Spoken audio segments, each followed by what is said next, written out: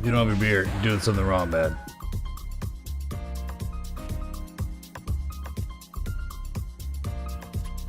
Oh my god, Crypto Hoarder's on Twitch. What's up, dude? You need to get yourself an avatar ASAP.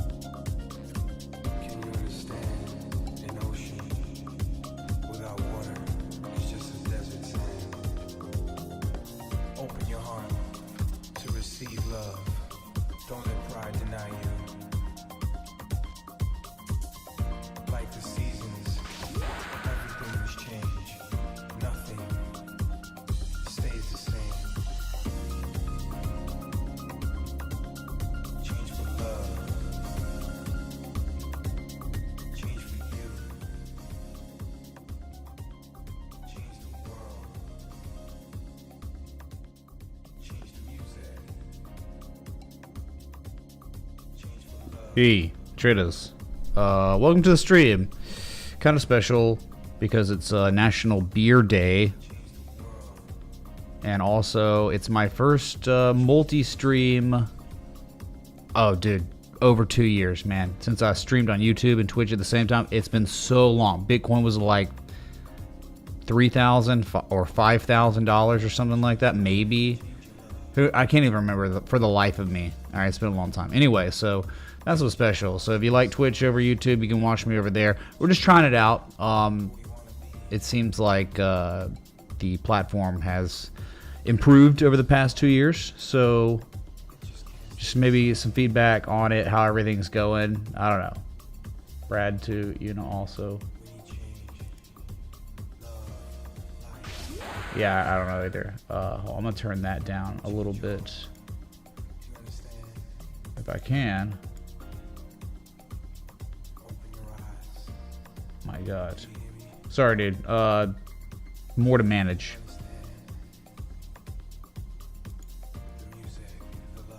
I don't want to turn that down. I don't even know. It's because it's not showing up as a source for audio. We might be screwed, man. We might be screwed. Anyway, okay. So here's Bitcoin on the daily. Still above 42K. Not above 44K. All right, stuck between two critical levels, I guess, above the most critical level. And just remember, if Bitcoin ever pivots, wherever it decides to pivot, look, man, it closes like it is now, 45 minutes. Tomorrow we sell off. Oh no, it goes to 40K, 39K even. Terrible stuff happens maybe, right? If it makes a higher low than the previous lows of 36.6, 37.7, it'll just be another local higher low. It'll be consecutive higher lows, classic accumulation, and the hidden bullish divergence will develop. We don't have an edge yet, though it is upon us. It is on the horizon if price action is somewhat favorable to us. And if what we've identified, this bottom, this 886, this huge harmonic with the type 2 return, if that's all real, and it would usher in a rally to go test more major levels, higher prices, I don't think you have anything to worry about until we fall below 37.7. I may be looking at a little cross-side below 40,600, but you can fall below critical supports, but as long as you make a higher low than previously, you're okay. So wish we were above the 200-day simple moving average, but we're not. It seems like, man. I'm just saying, we got some. Dude, how do I turn that down? It's so loud. Is that loud for y'all?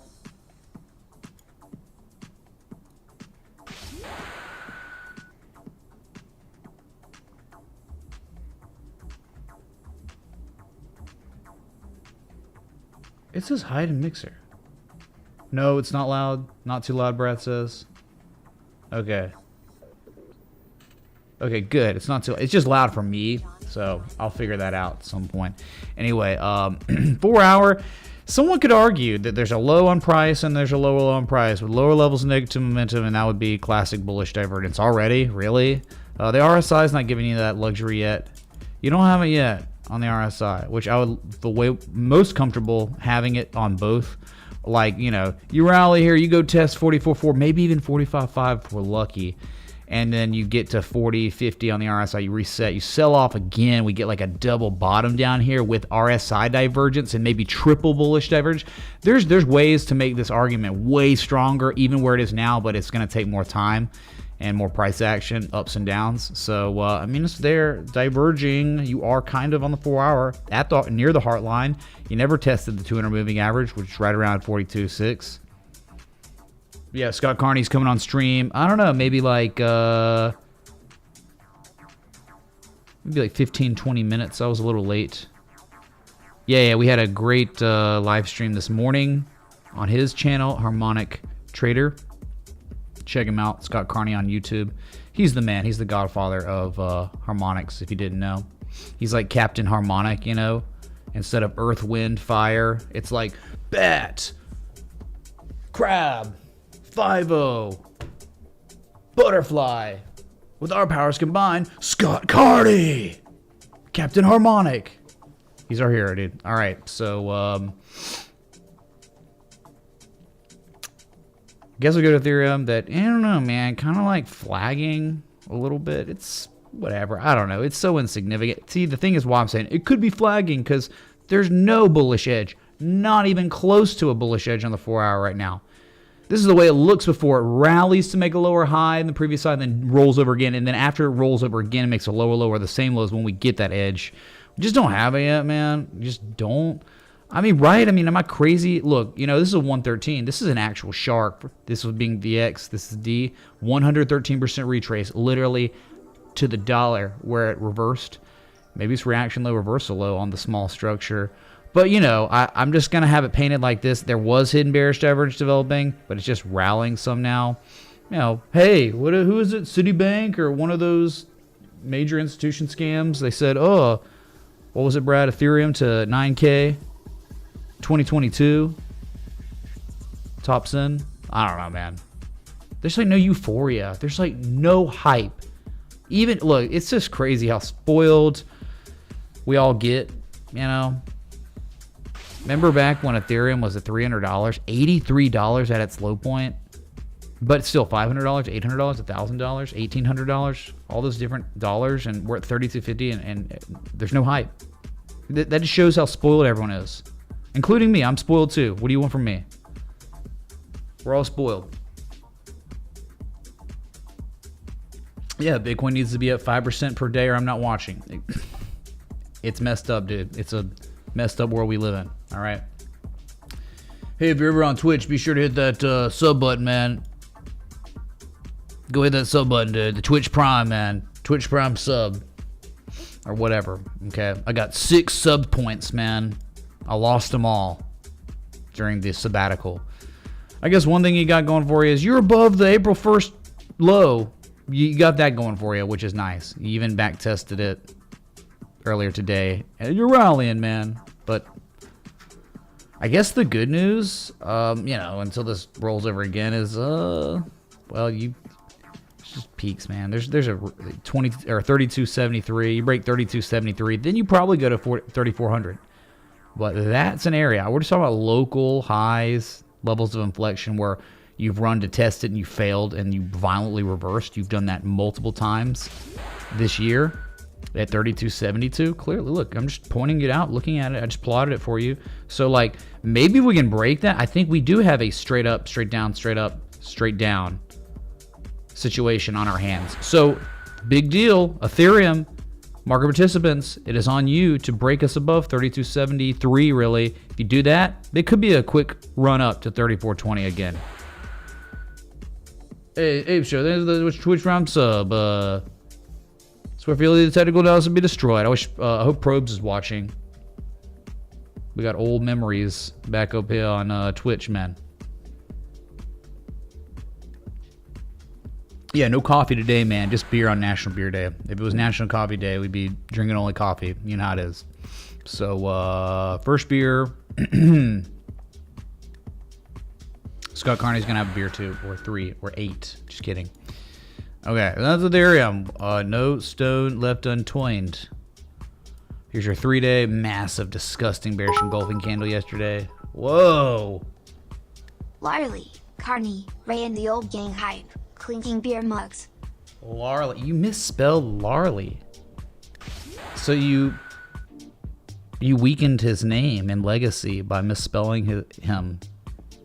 Get wrecked, dude. Thank you for the 1,000 bits. When's the last time I got a bit in my life? It's been a long time, man. Thank you, dude. Wow. Dang. We got bits in the chat. Chuggy Chugface up in here. He's like, I'm not going to watch this stream ever again until it gets back up on Twitch. And here we are. It's been 84 years. He is the Titanic lady. Okay, so that's not a good 3-day candle, Japanese candle per se, but alone it's pathetic. It's like, okay, remember what it's about? You're a Philadelphia lawyer, pal. You want to have more than one variable to help your case to get, this guy indicted or whatever. One bearish engulfing candle on a 3-day alone is just not good enough. You can't build a case on a Japanese candlestick alone. Do you have bearish divergence? No. Did you really test the major inflection point? No. Are you making lower lows now after that? No. It was just one bad 3-day candle, and that it could manifest into lower prices. Maybe even after this 3-day candle, we dump to 2,900 or whatever. But again, if it's the same argument for Bitcoin, as long as the asset ever decides to finish selling off, because it could continue, the wave down could continue, like we talked about, wanting maybe a better set of variables on the 4-hour bullish ones. As long as it makes a higher low than 2,500. It'll just be more accumulation argument, and then it'll be the rule of 3. The rule of 3. Okay, what's the rule of 3, dude? So say every time the third peaks, third valleys, third time testing support,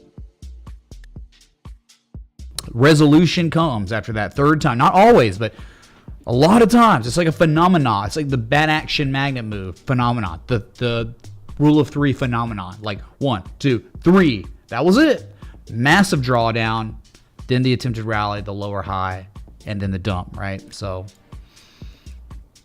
I'm just saying, if we get one more rally, it'd be like silver. It'd be doing very similar stuff to silver, where silver fell below its critical inflection point, but made a higher low than the previous low, and then rallied, and its major wave up took it to much higher prices, multi-month prices.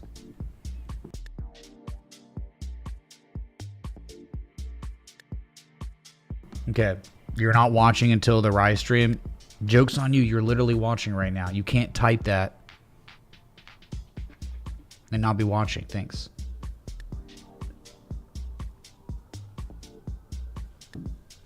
Bitcoin, Ethereum, BNB. Now, well, since we're on Twitch, we call it bed and breakfast coin. We used to call it bed and breakfast coin all the time because BNB. It was long before Airbnb existed too, so they stole it.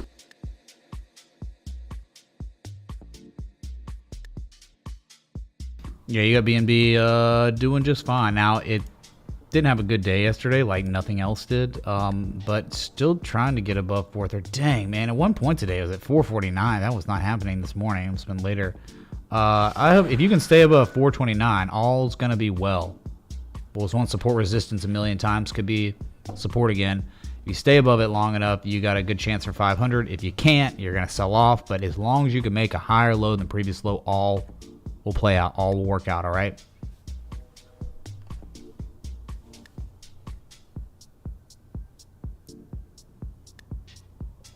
Oh, dude, I don't, Mr. Look, I don't expect any growth on Twitch ever. How do you get discovered? How many people? 5 people watching? I don't even know, right?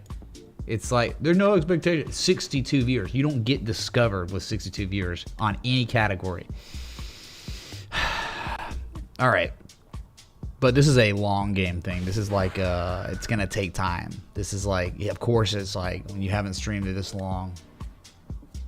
You shouldn't expect anything ever, but you really couldn't expect anything on the first stream back, right? So, okay. BNB is fine until it falls below 360, but really 330. And that's it. Awesome. BNB. And then, Sol. They had a good day, or today anyway. Recovery. somewhat. Still below the critical area, 125, 130. Would be nice to get above that. There was no bearish divergence when it reversed. It just happens sometimes. The bearish divergence comes on the attempted rally whenever that happens, and that hasn't started yet. But yeah, it's all about the levels. And you get above 130, you get a 170, and all would be well. Yeah, you could always double top here and then roll over, but it was just a good start. I mean, all these coins, man, you can't be mad because these bottoms got put in, and then they ran up 40 to 70+%. So many, most of them. If they didn't, there's something terribly wrong with them. I don't even know. Oh, God, right? It's like you could just pick a... I close my eyes and I go to random S coin. It's probably up 40% from its bottom. So... And most of these bottoms were extremely noticeable. This one was a little different. I didn't really plot this cipher till Patreon or a member of the community pointed it out. I'm like, yeah, it's a 786. That's true. But I did point out the wedge, you know, like the divergence, and we knew like the macro, if it reversed, then Sol's probably gonna do it too. Okay, yep. All right. Thought Mr. Connie. So let's get above 130, and then we could be kings. All right, Sol, and then XRP. You know, a new boomer asset.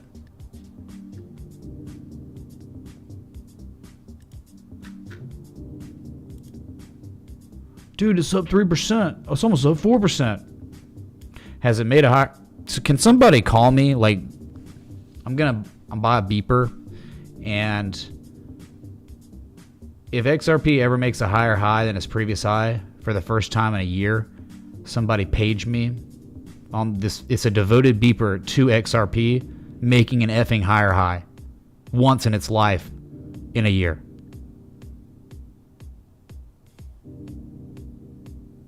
Okay? Send me a beep. Still below the 200-day moving average, but still making higher lows somehow. I've been making higher lows for a year or two. Dang, dude, been making higher lows since COVID crash. I wash my hands of this, but yeah, maybe eventually one day. Look, all I can tell you is it's technically set up for higher prices, but it may never play out because no one may buy. And that happens sometimes, right? This game is not about certainties, even if it's the most beautiful, brilliant setup. It's still a probabilities game. So,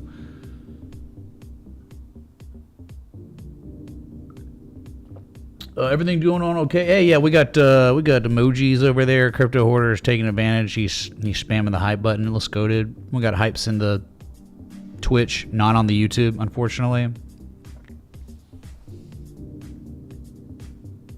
Dude, it's a security. It's not a security. SEC. Yeah, dude. You wish XRP would join the Southeastern Conference. Doesn't have the makings to join the SEC. No, not even close. When you make a higher high, maybe we'll talk about it joining the Southeastern Conference, but not till then, okay? XRP, and then Luna. Maybe Cardano. Probably Cardano. Luna's down 4%. All right, dude. It's finally selling off. Whoa. What's up, Big Booze, man? Big Boozing. Where should I put that thing? Where should I put this, dude? Closer. There or something. I don't know. Nice channel. But, my God, dude. I tell you, what was the target? 120? It went to 119.71 or whatever. Sorry, 30 cents off. You know, not hitting the 1272. It probably still will, but it's still above $100. But I don't know. I mean, you're starting to. I think you are kind of showing bearish divergence, right? From a high to the higher high, the highest high of all time, and much lower levels. I don't know. It's kind of not really good on either oscillator, right? It's kind of like, oh, the hidden divergence played out, but now you're showing maybe a little bit of buyer exhaustion here. So. What we always knew was up here, even if it was below $100, it was certainly not at a value area. You'd be paying premium. Mr. 6 Moon Boy. What's up, Mr. Loaded, dude? Oh, you left a message? Thank you, dude. Holy crap, man. What's up? Thanks for the 80 people on Twitch. Thanks for the 620 on YouTube. Wow. I really think that maybe something's up. with the, I don't know if they can actually, YouTube can track the, yeah, see, Crypto Hoarder says Twitch is way better. I think I subscribed. You think? I have to pull up the other, man, I eventually gotta get rid of Streamlabs altogether, man. I used to have it for certain reasons. Give me a second, sorry. This is a test run, all right? This is like one of the streams, man, so. Recent events, right? Here we go, wow.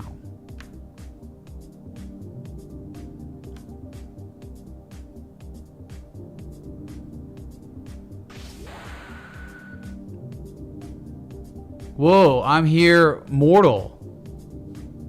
Mortal. Thanks for the 5 gifted subs on Twitch, man. Let's go, dude. Did you sub? Yeah, Crypto Hoarder, thanks for the tier 1 sub. Thank y'all. Holy crap, man. We had definitely had some decent amount of new subs. Thank y'all. Holy crap.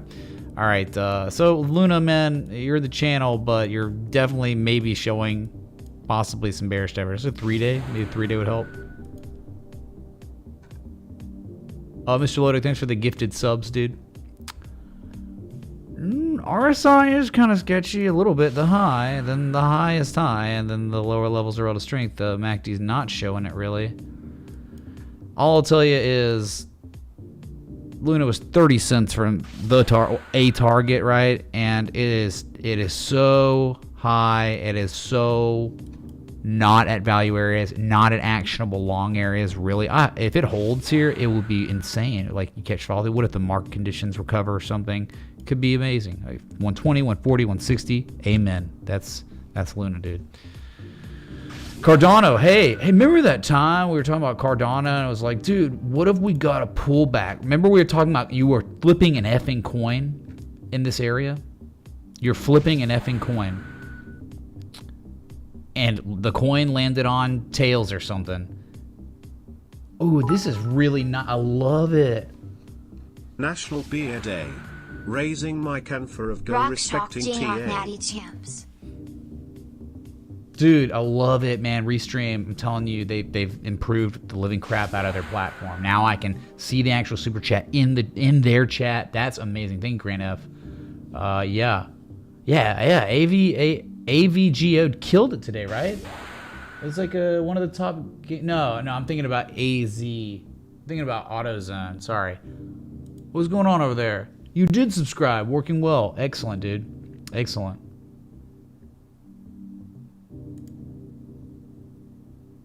Dude, you didn't even. Oh, by the way, Crypto Hoarder, that picture of that samurai sword, that's actually an umbrella. Such a good conversation. So I have a really nice umbrella that looks like a samurai sword. And when I'm walking out, it's raining and stuff, and I see people in the building, I make sure to ask them, hey, how's you like my samurai sword?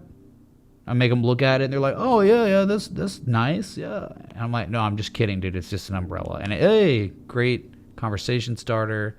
Makes people laugh. Right, it's good stuff. People don't expect it. What's up, Mr. Buzz, Mr. Biz? I'll be Mr. Buzz by the end of this stream. Thank you, dude. What's up, world champ, dude? Rock Chalk, J-Hawk. Yeah, you did it, man. And, dude, I can't believe I covered. I bought the hook. Dude, it was so random. I was like, 4 points is insane.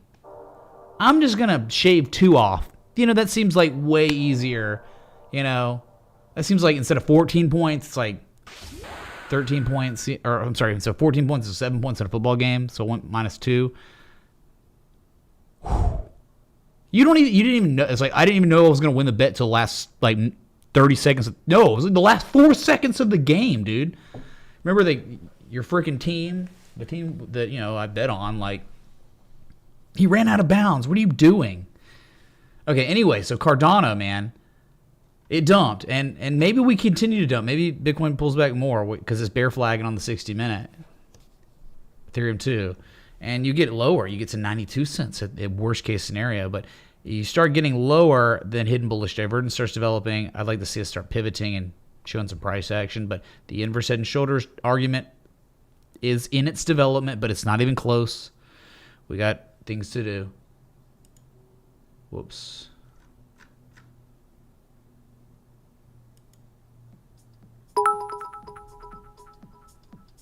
Whoa. If this hits Chug, can we please get the wizard's hat for 5 minutes? Problem is, Chuggy Chug Face, you've been on strike. All the hats are in the suburbs in my parents' basement. When I moved, there were certain things that I didn't want to get rid of, but I didn't want to take with me. And my parents were more than happy to just stow away in their own property. So there is no wizard hat here in the penthouse. Sorry, dude. But thank you. Oh, you want to? If it lands on Chug, I guess, does that count? No, it's, dude. Okay, so that's, isn't 1,000 bits $10? So the minimum was raised too. If you didn't know, inflation, it's $15 per spin if you ever wanted to do it. I'm just saying. Sorry, man. Things have changed a lot. It's changed. But thank you, man. And you can string it too if you want. All right, so inverse head and shoulders. There could be a legendary trade setup in the making on Cardano. Let's just get a little bit more data, and then we might pull the trigger. We start getting some nice. Look, you notice like the price action. Look at it right there. That's like over a week, right? Of price of candles. Like get something like that, rounding out, holding, clearly testing it, and then right here that low, and then the higher low on price. Higher levels, it starts rounding out, like we start seeing it diminish in negative moment. That's what we're looking for. Mr. Biz, come on, dude. Oh, the 20 was for that? Oh, I thought you were just give me 20 because you like me, dude. Okay. Is Scott Carney ready? Okay. Oh, yeah, by the way, no more requests. No requests. Scott Carney, it's a Scott Carney stream. All right, this is a podcast stream, unfortunately. It's fortunate, but it's unfortunate for ye who want requests. You had all week, man, right? In the stream like hour and 15, 20 minutes in after covering all the markets because no one's requesting things, the stream's not go. I mean, you had all week. Now you want to be requesting things when Scott Carney's coming on? Come on, dude. There's a time and place to be requesting assets, and it's not on Thursdays when Scott Carney's coming on. Okay. Did you see the thumbnail? No means no. Yes means...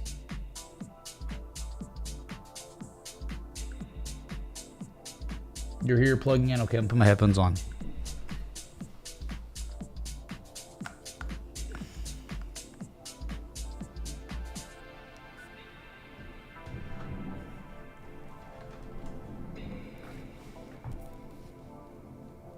The networks are congested, man. They're so congested, dude. I can't even talk right. You want to learn? Or you gonna learn Chinese?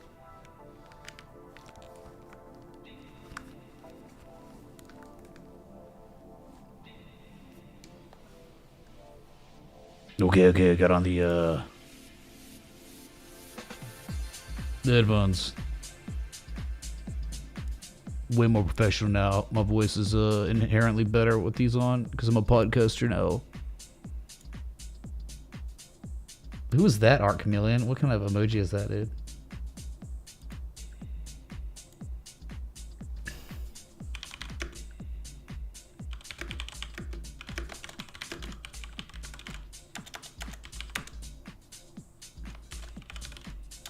I'm about to call this man.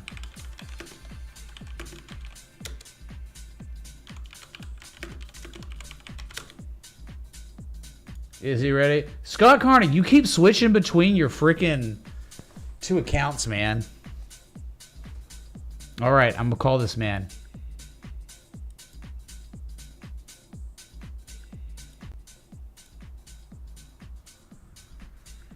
Hey. Hey, what's going on? It is my other account, but you know. You just going back and forth, man.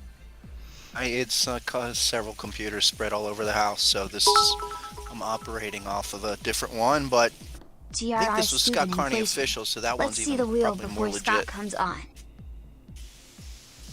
Okay, there's the wheel. Sorry, you get wrecked, dude. Spinner drinks. Okay, all right. So I'm gonna turn down this audio here. I don't know how to turn that other one down. The Streamlabs alert box, I don't know how to make it quieter. Anyway, so hold on, just trying to get situated. This is my first live stream on Twitch in a very long time. Whoa. Whoa. Crypto Hoarder's coming in. Here comes the hoarder. He is. Yeah, he's here, man. He says multi-stream hype. Oh, he said spin too.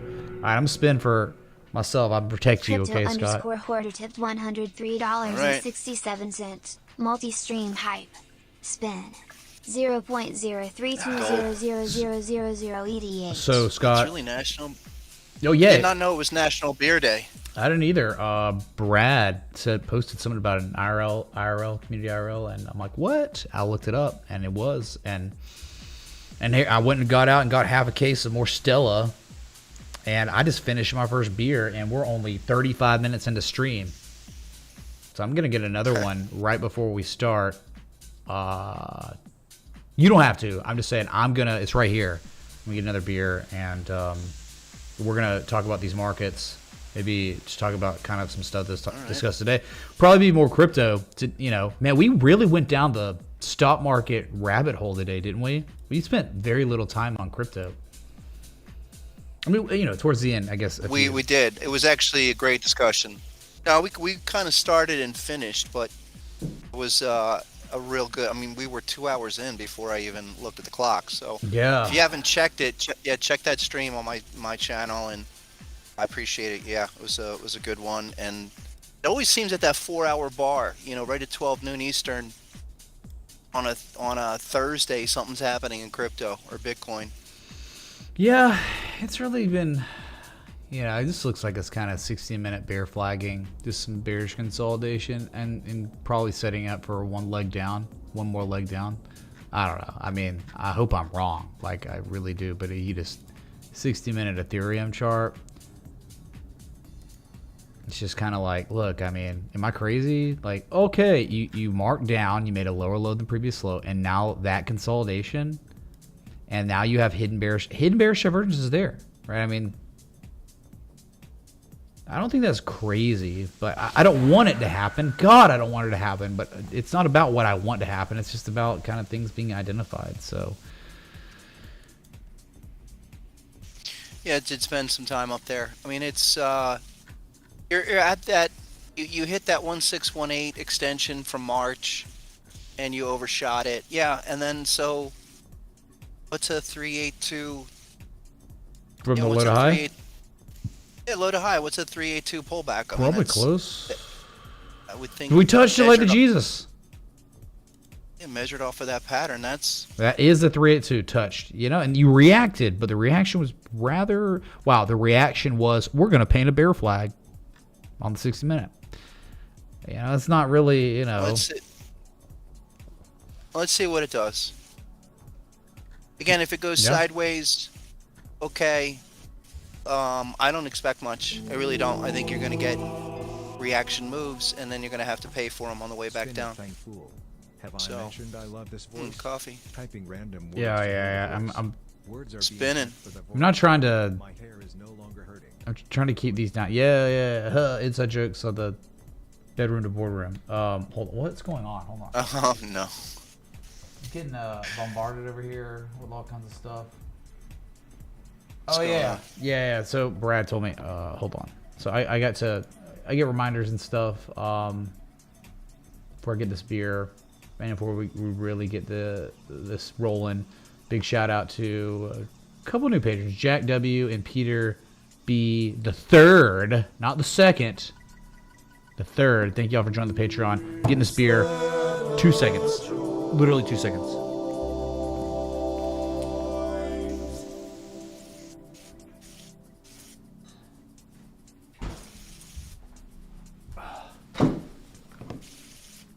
Okay, sorry. More like 10 seconds. Yeah. Okay, I'm popping this thing. Yeah, so I don't know. Like, we were just kind of starting looking at, the bigger market cap coins. It's about as far as I got. And, I don't know. I mean, BNB looks fine. It's just going to follow Bitcoin, I guess. But, what's your takeaway? Yeah, we talked about it so much today. I mean, but some people in here weren't watching. So what was your takeaway from this drawdown we saw there, where we got a 3-day bearish engulfing candle? Pretty nasty one right here. It's nasty. I mean, I do agree it's a nasty reaction, but I still say that's all it is. And you're right of that downtrend, so be it. You know, you're right of the downtrend from November till February low. Did some things down there. I'm fine with this. I mean, you could even come back and do some kind of little 5-0 or 618 pullback and go again. So it's, you know, I think we all knew there was going to be, it wasn't going to explode here, but reaction off that 1618, the 6-week extension is, you know, you're at 382, go to a 50 level, start again. So, do you think we go down to 2,900 for the formal test, the formal back test? Yeah, I mean, let's see what happens at this 382 level, because I do think we're, some of the stuff I was looking at earlier, we reviewed, did pivot out. Some of the altcoins, one of them was Zcash, I had featured, came nicely off of, even just since we talked this afternoon, Zcash bounced like $7-8 off of some big numbers. So a lot of them are, a lot of the other altcoins are there on this pullback, and we were looking at a few different altcoins forming patterns on 60-minute or 4-hour charts here. Look at that engulfing on Zcash. Yeah. It's really and nice. Then there's I think it's a 60-minute. There's 60-minute or 4-hour, something right off the top. You're getting bullish patterns on this pullback. So look at this major zone where it's just butting up against. Yeah, that's nice too. I mean, look at those clear prior peaks becoming, backtest those and support those. Yeah, so hopefully it could catch follow through off the engulfing, and if it does get above 176, man, you're probably going to 228 and maybe beyond. Dude, it's been such an outperformer. It's been killing it. I don't know if it was because of like Russia or something, a privacy coin, but it's been good, a lot better than most. But Monero too. Monero's also same category, same subsector. Look at this. Look at this bullish engulfing candle. And what we wish and covet Ethereum and Bitcoin to do, XMR is doing it. That 200-day simple moving average is like support. And now massive. You're going to be getting the highest daily candle close today in 10 minutes since January 14th of this year. This is a massive outperformer. Are you kidding me? Active trade setup. Bitcoin's sitting on a fat Gartley right now. I mean, Bitcoin on the 60-minute, 4-hour time frame has done a nice little ABCD, and I still say that if you don't have Bitcoin going down, that creates the environment for crypto to have speculative moves in crypto. Yeah, and like you've seen the last 6 weeks. Or today, ETC up 13%, Engine up 9%. VeChain up 7%. Bitcoin's only up 0.9%, right? I mean, or so yeah, it's like when it's just not. It's kind of like 60-minute bear flagging, and you've got these coins that are just up over 5%. And they could be still in the process of trying to do some kind of larger retest. A lot of these have broken out of the downtrend from months, if not last year's. Depending on the market, a lot of them are doing things they weren't. H-bar, perfect. Yeah, look at that. Can you imagine if it pivoted mid higher? See, I hope Bitcoin doesn't go any lower, because I don't know how H-bar doesn't make a lower low if Bitcoin dumps again. Like, you really, dude. Yeah, it's just been slowly grinding, and hey, are we creating a base of buying, and then we rally? Where's the accumulation? It better be soon. And hidden bullish divergence to boot. You'll get it. You will get it if we pivot soon, but you can't go lower than frickin' 19 cents. Otherwise, there is no hidden bullish divergence. It would make the lowest low since July. It's got to do something soon. After all this stuff, what a breakout, by the way. It kind of, it's, you know, and doing another extended, these extended basing moves that are okay. It can be frustrating, but this thing is, you know, it's holding the critical levels, which are the things that we know. We know about the 8. Most market doesn't. People don't know about the 886. They don't know about Gartley or bat pattern. But we know that those levels are critical, and the fact that you're doing 1, 2 tests, consolidating, going on 3. Yeah, well, your MACD, other stuff like that that's where it's clear it's turning up. So maybe it's an extended situation where it takes a few more months, but then you're gonna begin to crack levels where then you don't look back, and then you're glad you're down in these low levels. You're down at these deep retracements of, you know, we're at 886 levels across the board on so many things. You know, if you think crypto's gonna continue, I'd want to be buying at 886 retracements. Yeah, it's just like you hit the 886 and it was freaking January 22nd. And it's like, okay, 886, you're not very far off, you know. It's just got to be, it's so painstaking and gut-wrenching how much time's gone by and how it's just not done anything. It's up 16% in 75 days. Just compared to so many other things, it's just so bad. Like where are the bids? And then you got Tron, which the same. Look at this. It's just like, what? In 3 days, just it took like over a month to climb to get to these levels. It just rolls over in 3 to 6 days below the 203-day moving average again, and back inside that consolidation structure. It's really disappointing types of price action here. I mean, like, really, dude? Yeah, maybe. I hope it makes another 1, 2, 3. Give me a higher low again. That'd be a 3 rising valleys, a textbook one. Hidden bullish divergence too, if it made a higher low, which I don't know if it can. It can't. It won't. If Bitcoin dumps more, it will not. And that's what's scary to me. I think you back test these longer term areas with 4-hour patterns. You trigger some short-term oversold readings, which I think you are. I mean, you're getting, even on this throwdown, which I think some of them have, they ran up and they got thrown down.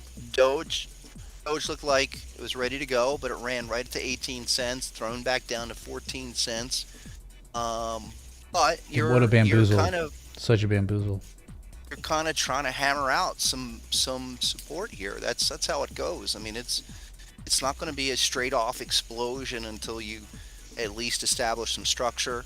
A lot of these don't have structure, especially ones that have not violated a long-term downtrend. But I thought Doge would be 3 cents they're now, ones. so They're ones like ICP. Like, look at this. It's just, I mean, my God, dude, it can't even make a higher high. It's made another lower high.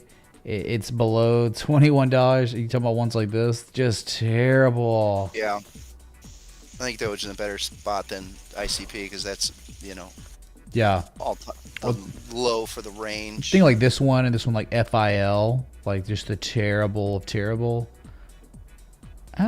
It's still, oh my God, it's still valid. It's still a little flag. It's still technically okay. But like, you know, you look at this and you're just like, sweet mother God, this is like lowest risk area ever if you back tested it successfully. You know, like whatever, 1, 2, 7. Those are low percentage plays. I mean, you're not going to be throwing, I think, huge percentage of your portfolio and stuff like that. But if you had, let's say that came back down and triggered another oversold reading on RSI, or gave you some kind of clear bullish divergence trigger back at that level. What's that, a 1618 down there? It's a 1272. It's like it's not a formal harmonic because it's an 886 on B, meaning it has to be a 1618. Therefore, it's just an M shape extension. You know. Yeah, probably informal. That last the BC leg of that is probably more like a measurable crab. Like it looks like a BC leg of what you have. Yeah, 200. 200%. is Yeah, probably down exceeded at that. that's probably the level, or 1902. Yep. Yeah. But that should give you, take some kind of other pattern, give you some kind of bat pattern, Gartley pattern as it bounces off of that low, and that's in a completely different position than say a Solana or Luna or even a Dot. Dot. Yeah, Dot's been great. Dot has been awesome, but that Dot sucked. But dude, it made a higher high, and look where it is. I mean, my God, it's attempting a back test of the inflection zone. And if it does pivot anytime soon, anything higher than 1614, there will be daily hidden bullish divergence. Look at that. I mean, it's just like already beginning. Like it's now taken out the previous lows, peak on negative Momo. So it's like whenever it pivots, you'll get the implied continuation. Yeah, it's beautiful though. It's really, really good so far. Just like, I don't know though, because you look at stuff like BAT though, basic attention token, and it's just kind of like, look how what could be said. I already just did this. Is like, what happens if Bitcoin has a bad couple of days and it sells off and gets down to like 66 cents? It could be legendary inverse head and shoulders. You create a neckline, it's like a perfect neckline, and you're working on the right shoulder.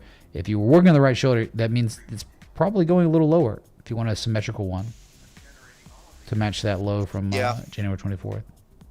Yeah, again, there's a little, I know there's a crab, throwdown crab.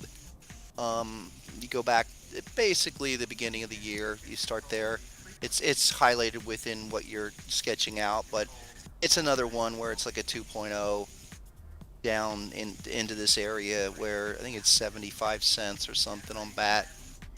But look at your indicators turning around there, where really ugly on the way down in the last 4 or 5 months, but then you're down at that 886. Again, I think that's like 75 cents, where indicators 60. turning around, I think. 60 cents, 886. 60 cents? Yep. Okay. But then runs up and hits, what is this? What does 88 to 92 cents look like? Right here. You go all the way back to January 2018, the peak. And that's the steel wall. That's like, it couldn't break it. My God. Look at me time. Support, resistance, resistance. Support, resistance, resistance. God. Imagine if it ever breaks that, it's just boom, straight up to 145. So, dude, we'd be so blessed if we got an inverse head and shoulders here. A higher low after the PCZ. It'd be a confirmation low too, kind of. Yeah, I think you're well to the right of that line, and you're, just a matter of time before you're basing out enough stabilization that you can turn up and start to do things. BAT's the consolidation zone of BAT right now. It looks a lot like it did in 2018. When you stayed within a range and bounced around for a while. Yeah, you did a big move, came back down, 886 reset. Yep, and then you basically bounced and went sideways like that a couple of times, which could be the situation with a lot of these altcoins that are not trending. Thanks, Anon, for the 50 right there, man. Cheers. 50 of Bitcoin. Yeah, the issue was like it did that, then it rallied and did what? Up thrusted through that critical resistance and then dumped again. And then it was like, oh, we're double bottoming there, and then rallied, lower high, dump. But and then it died. It literally died until February 29th. It's so bad. Range bound, amazing, but still, even you bounce off, you get halfway, and then you spin forever. Testing again, you're out. You never even close. It was tough, man. That was real tough. But you're in a different world now. You're doing stuff you weren't doing then. Like look at the accumulation. It's undeniable accumulation going on right now, and hopefully that could keep up. We just make another higher low here. So, oh, by the way, we have a new candle, new daily candle. Jesus chimes. Let's go back to Bitcoin for a sec. Not a good daily candle. That's an indecision candle after a drawdown, and would think that there's probably more coming. Did again. There's just no variables that are implying right now it's time to short-term reverse upward. I mean, I guess you could say that someone could argue a 4-hour MACD classic divergence, but the RSI is certainly not showing that. Like, it's just terrible. It's like you do this and then nothing happens. You're bear flagging, I think. 4-hour, 60-minute bear flag. But I could be certainly wrong, and I hope I am. I really want to be. I want to be wrong here. That this is invalid. I'm stupid. How crazy am I for thinking that we're just getting ready to draw down again? Let's see what happens. Like I said, I'm looking at the ratio, that 382 ratio. It could take some time down here, but let's see. I mean, it's not. I really just think it's going to be more time, even if you do more of a 50% of what happened from the last 4 to 6 weeks. It's just you're not in a moon phase on most crypto. Some are. I mean, Luna is the exception, but Ethereum and Bitcoin, these super large cap crypto, are going to take. It's going to take a wave of money, of serious dedicated money, institutional money, to get Bitcoin moving again, get Ethereum moving again, really to make a serious run to all-time new highs. And think of it this way, though. Past the first quarter, people are not, at least you got through that, but institutional money managers, they're a little bit nervous at the moment of putting any money to work anywhere, especially if interest rates are going to go. We talked about it. Maybe goes to 3.25 on the 10-year. The markets are sketchy, man. Like, we are in really sketchy times right now. If you look at equities, anyway. I mean, sure, energy stocks, they keep doing really good things. Utility stocks, but most stocks, most sectors are really sketchy. Like, overvalued. They've been pumping forever, and now they're making, for the past couple months, lower highs, lower lows on significant time scales, right, that are discernible. It is sketchy times until you make a higher high and a higher low, and maybe another higher high, higher low. It's just kind of like in the yield curve inversions, the spikes in commodities, war, all these different things going on, insane supply chain issues. It's a tough narrative. It's a tough narrative to look for acceleration, trend continuation, stuff like that. I mean, it's and structurally we're not there yet.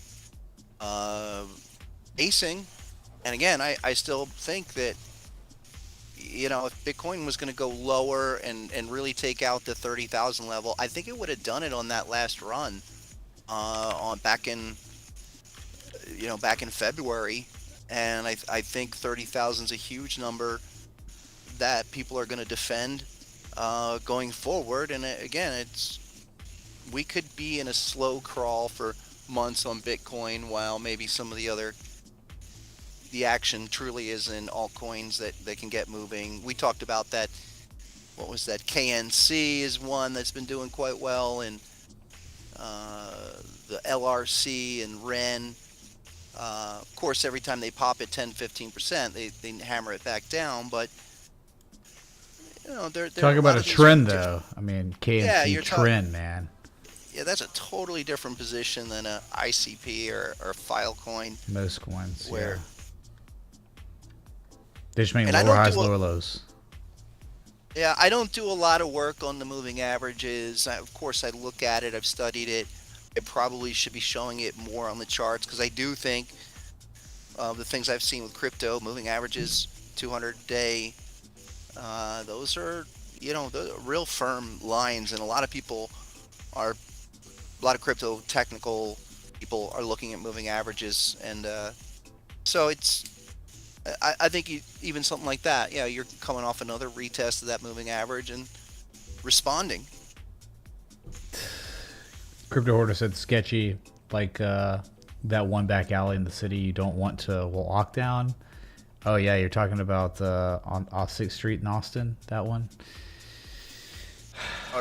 Or anywhere south of South Street in Philadelphia. No offense, Actually, some of those neighborhoods are real nice, but shouldn't it be offensive at this point? It should be offensive. If someone's mad about you saying that, they should be offended, and they should look to themselves, and they might be the problem.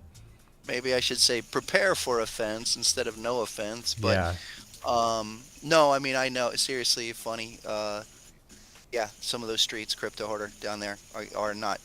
That's not where you want to be, and so, you know, go back with the main things that are working. I think things like this are working, and again, I don't expect fireworks on Bitcoin at the moment. Yeah, Ethereum too.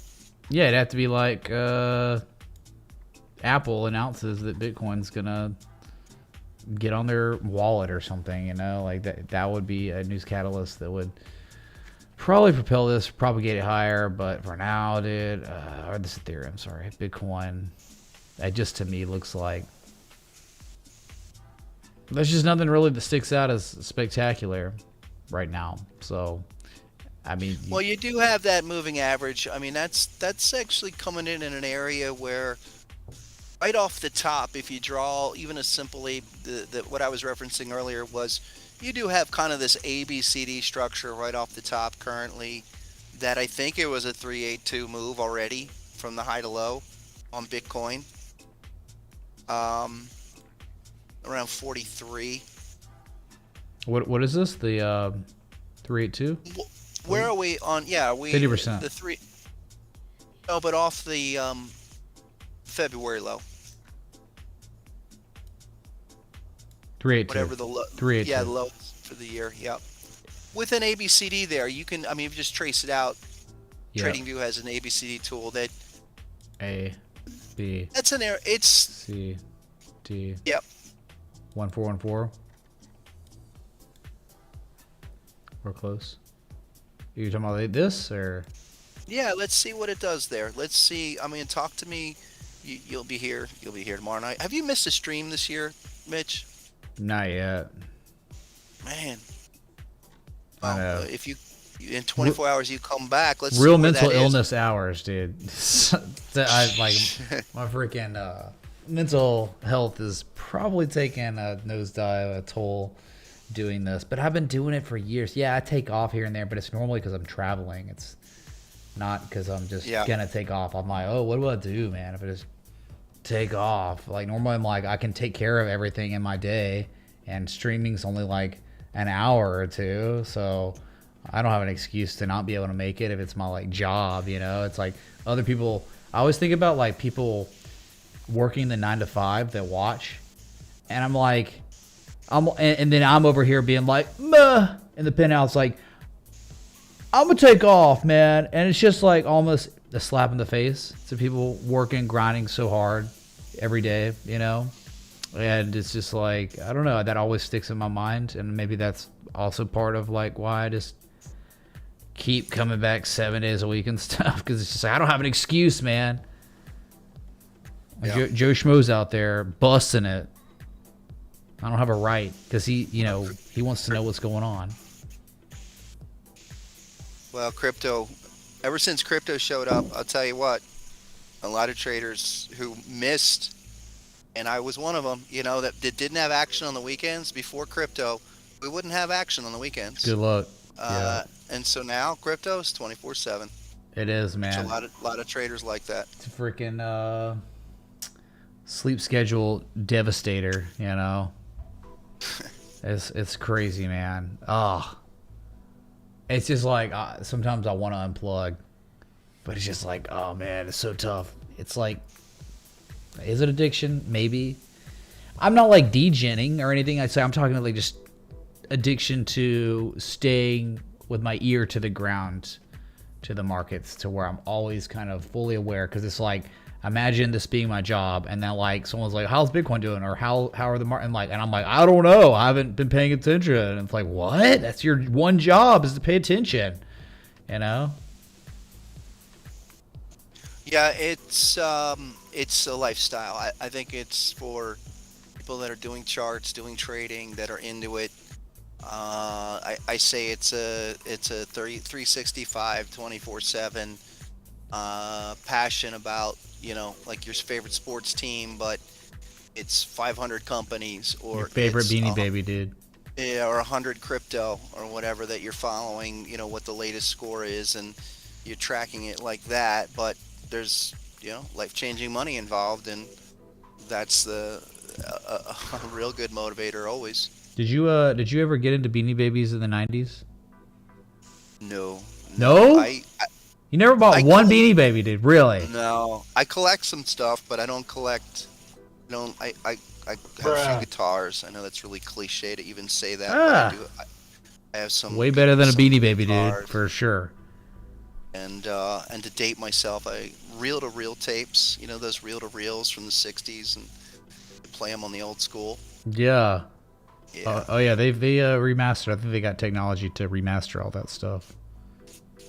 To put it on the VHS. Are the older, no. These are the original old reel-to-reel players from again, 60s that are with they were before cassette tapes. Well, that's what I'm saying. They made it to where you could. I remember being a kid when there were commercials where they had that, and they had like technology to put that on a VHS.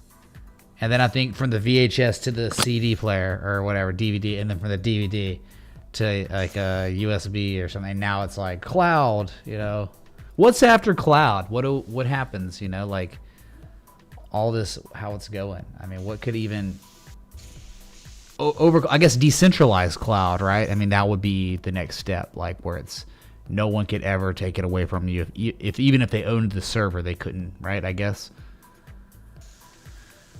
Web3. Yeah, maybe it's like quantum. Maybe it's like quantum, where everything's like stored in like energy waves that is like circulating in a satellite system that you just your files are the satellite waves. Dang. Not just so no satellite needed. Who knows? Dude. I'm still waiting for my Starlink connection from Elon. So shouldn't you have it? Is it not in Miami? I signed up a year ago. I never got it. I don't, How does that work, though? How does Starlink? I signed up when they made the announcement, and it's a $100 deposit. Then they say, okay, when we got the service in your area, we'll contact you with the equipment. But are you sure you didn't put $100 down on the Cybertruck? I'll look that up. I haven't seen that in a while. Miami Starlink. Anybody have Starlink in the chat? Yep. Speak up or be destroyed. Is it good? Starlink. We'll see. Let's see what they have to say. Anyone there? What the heck? Hold on 1 second. Crypto Hoarder says he does. What? Okay. People saying they've had Starlink since April last year. It works well, says Lars. Depends on location. And most people are still waiting for their Starlink, it seems. Alex just got his last week. What? Okay. I'm going to have to find out. Should send them my receipt. You need to call the manager. Or get Karen to call for you, Ninja Girl has Starlink. She's down there. She's in Orlando. I think she's in Miami right now. She is. I owe her a note. I really have to. I wanted to. I'll send her a note right now, actually, while I'm online. Because if you're down here, when are you going back? Sunday? If we can get together, that would be great. Yeah, Ninja. Yeah, hold on. I can type her a message via Starlink. Hold on. Shall I ask? I'm gonna send her an email. Okay. I meant to, but definitely. Yeah. How and anybody else? in here into BTC Miami today, and what any good? Yeah, has anyone been to the Miami conference? I don't think anyone in here has. Someone prove us wrong. That has integrity, of course. Yeah, we'll see what they say. But yeah, man, I hope that Bitcoin doesn't just roll over here again, consolidate and dump once more. That would suck, but because it would really start putting a lot of altcoins in jeopardy of their major reversals. Like we just looked at HBAR. HBAR cannot afford another massive 10%, 7% drawdown on Bitcoin. It can't. If Bitcoin goes on 5 to 7% again, HBAR will make the lowest low of the entire year. That's just really disappointing. So let's pray for that ABCD with maybe some 4-hour divergence. Hopium right now, 382, 1414. Well, and you do have the fact that, listen, it was a 1618. You reversed off that 1618 overextension from basically the March data, where I still say they probably have to come back and still retest that one more time at a minimum. If you're bearish, I just think your consolidation here. Yeah, above the heart. I hope it stays above the heart line, man. That'd be amazing. Oh my god, it's been resistance before. Why could it not be support now? For the first time in this channel, the heart line becomes support. Yeah, right off that median line, then go. Need this, man. We all need it. All the altcoins need it. All the trade setups need it. But dude, I think they're like, so they're selling like HBAR. Just it's because they massively underperformed on the way up.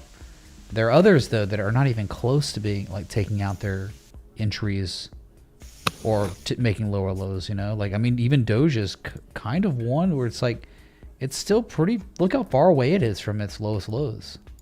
From the PCZ kind of the M shape. Like I mean, you're still like. You are in a short-term uptrend, undeniable. Look at Doge. Look at it. Look at what it's doing. It's like, that's kind of like hidden bullish divergence on the MACD on the 4-hour. Kind of. I mean, from a low and I'm not and surprised to see that thing get smacked back down like that. You almost want it to get smacked down. You don't want it. You don't want these things to be running without the major market. And again, I don't think Bitcoin needs to do much. If Bitcoin stays at 43, 44, and then other ones like Doge can start to move. And just look, you cannot deny the fact that Elon Musk buying a 10% stake in Twitter, which is the greatest business news of the year, in my opinion. Yeah, it's good.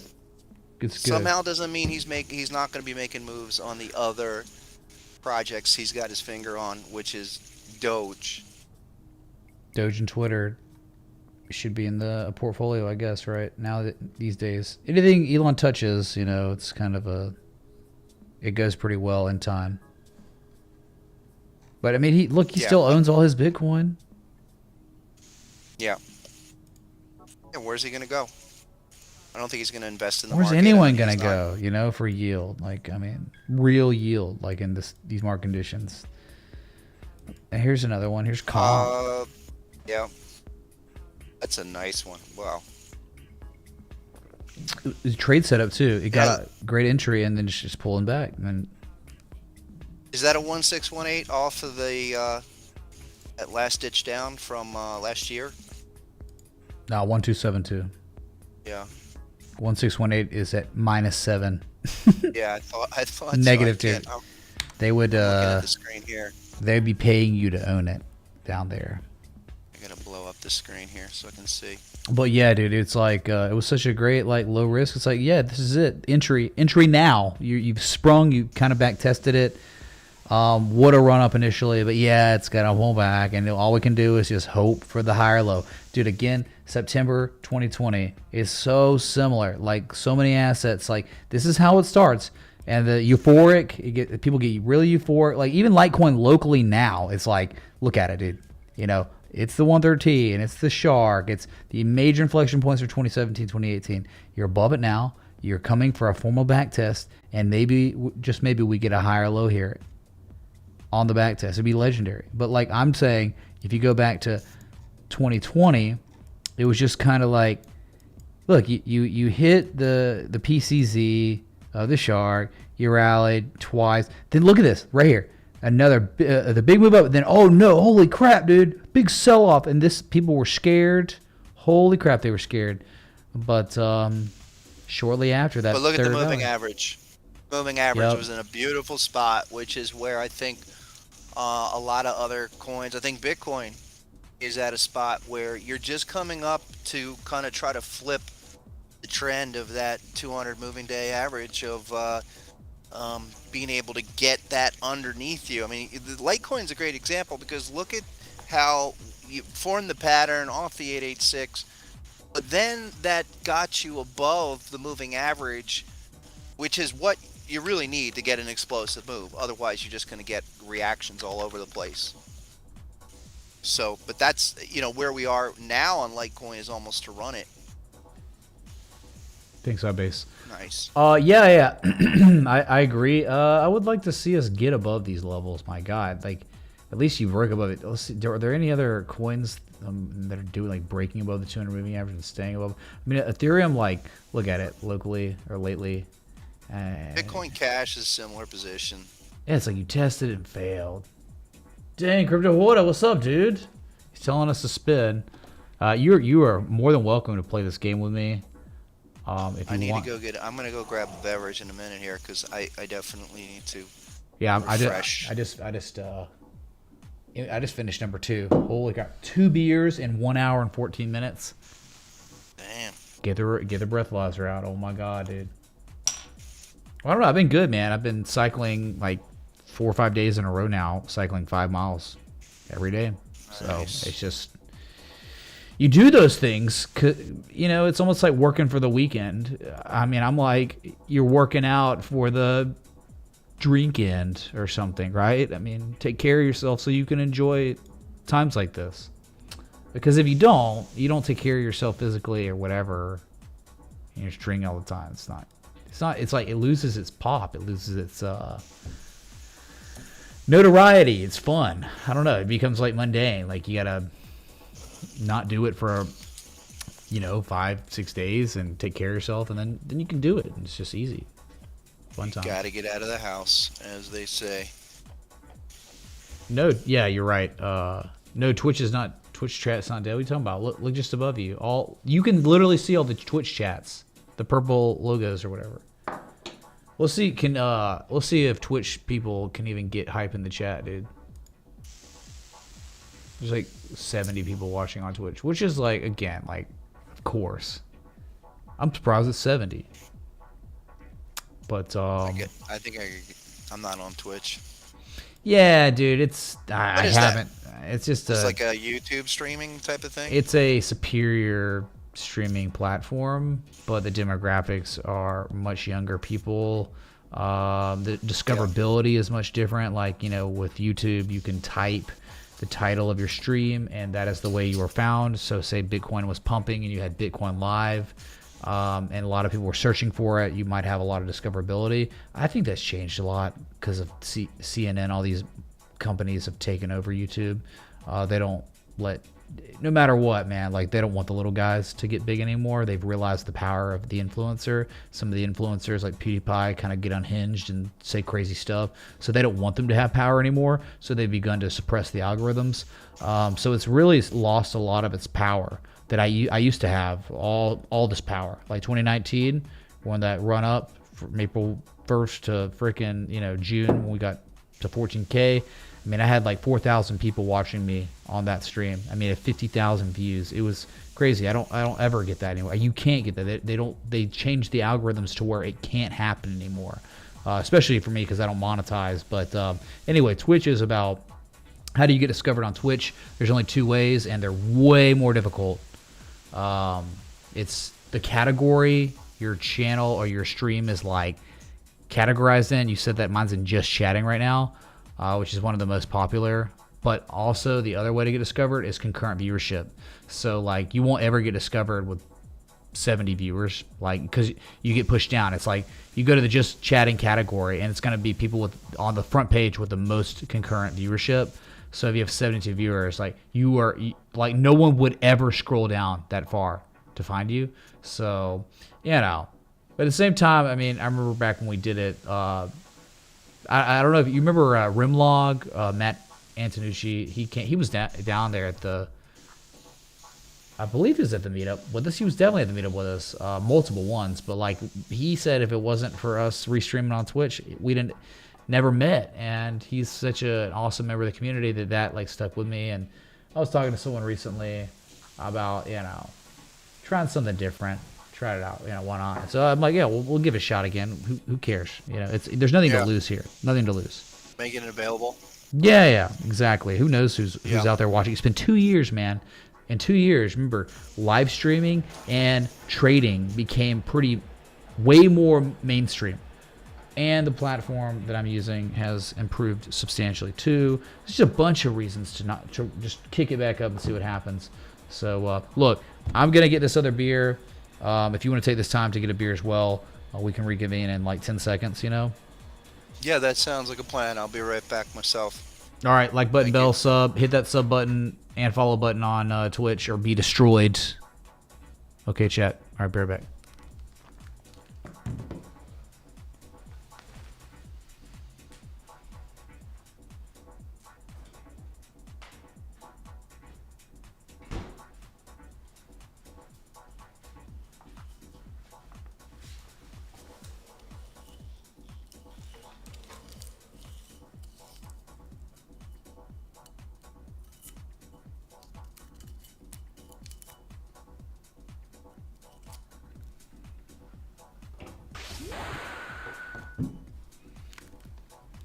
Yeah, let's get these lights going, man. It's the sun is set on this town,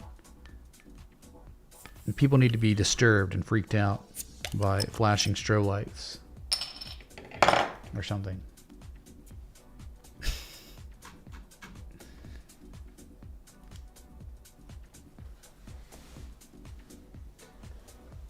Okay, cheers. Oh, I'm gonna pour in the Pilsner glass.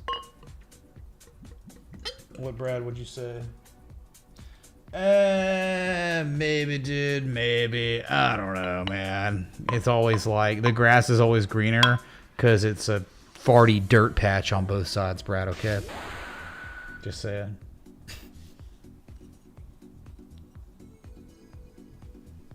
Yes, I said it, a farty dirt patch. Crypto Hoarder, you got anything to say about the farty dirt patches in our lives? Still is your go-to, Todd. Well, you know, I found out it's Crypto Hoarder's go-to as well. And I don't even know, man. That was just like what I chose for the St. Patrick's Day. And it's back.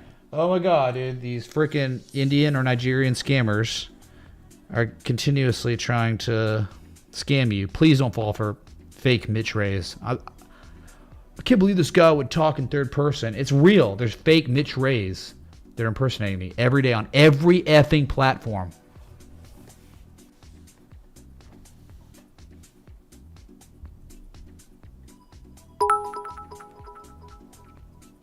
Sneaky spin. Sneaky spin. Bruh. Beer mugs. I thought we talked about inflation, bro. It's been 2 years. Chuggy chug face. Isn't it 1,500 bits per spin now? Brad, can someone do the math on this? Did I get a tan? Yeah, monitor tan. Bruh. Yesterday, or the other day, you got like 5 Mitch Ray messages on Twitter. See, the thing is, people keep saying, like, I'm going to troll this Mitch Ray impersonator. If you do that, you just embolden. They're so low IQ. Like, really, they're so dumb that they will think that they might get you, dude. They're like, oh, so that emboldens them to keep creating new accounts when they get banned, to continue messaging people. Because they think, oh, man, like, they didn't know they were getting trolled. They thought they were about to close a scam sale. Oh, 1,000? Oh, my bad, dude. I don't even know what 1,000 bits is anymore, dude. So that counts.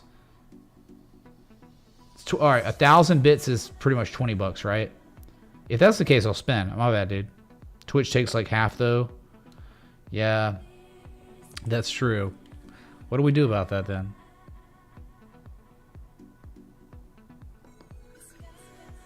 And before I get wrecked, dude.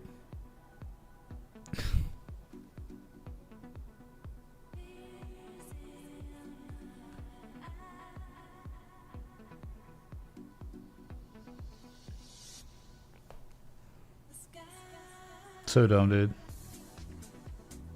So dumb, dude.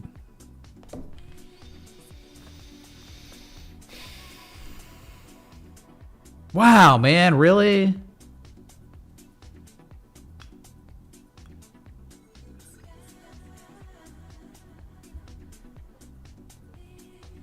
Dude, I don't even believe it happened, dude.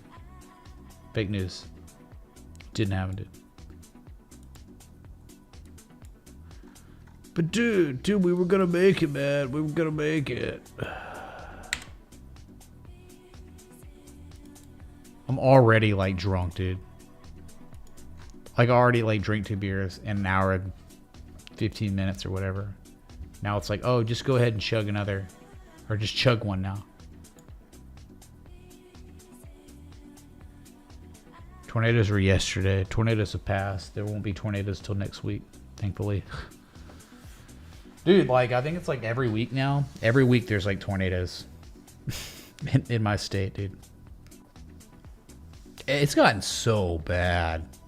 It's like, I think it's worse than it was in 2011 and like 98.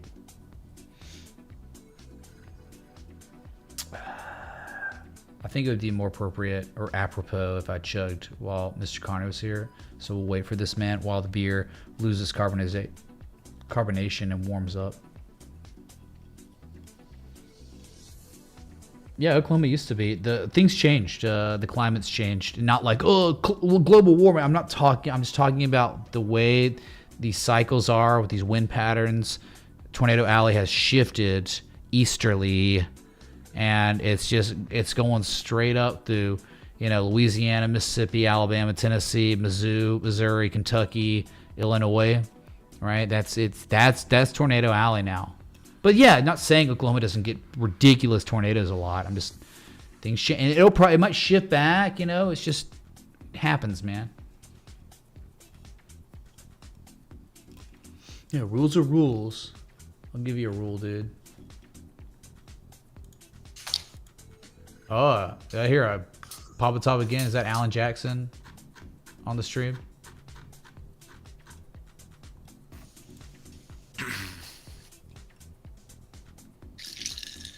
All right, so in honor of National Beer Day, I hear ice. Yeah, it's a doer's night. I needed, It's understandable. It's gonna take me 3 beers where I need to be right now to have 1 doers. No, it's all good, dude. It's all good. Well, I think we'll see if Crypto Hoarder, do you forgive Scott Carney? We'll see the Commodus. Would it be? Yeah, when it's National Whiskey Day, I'll have a beer. Whoa, dude! I just got congratulated on my restream. Congratulations! You've received 1,000 messages today with restream. Oh, it's telling me I could even tweet it if I wanted. God, imagine doing that. Imagine tweeting that. Sorry. Anyway. Cheers, Chad. Cheers, Logan. Appreciate that. Yeah. So, while you were gone, dude, we didn't mention it, dude. So it's so bad, dude. Someone was like, here's a spin, dude, and I'm like, okay, I'll spin. What should I spin? Because is it enough? And then we're talking about inflation and bits and all this crap, and then I spun, and I'm like, and before I get wrecked, and what happened? It landed on Chug. That's the blue. Yeah, you're staring at it right now. Chug. It's in your face. Yeah, it's not gonna be good, man. How many sips is in a chug? That's probably on Google. Let me see. How many sips in a beer? Because or sips in a chug. I mean, Well, a chug is a beer, right? Is it a whole beer? Yeah, a chug is a whole beer. Yeah, a chug's a whole beer. Let's see. This says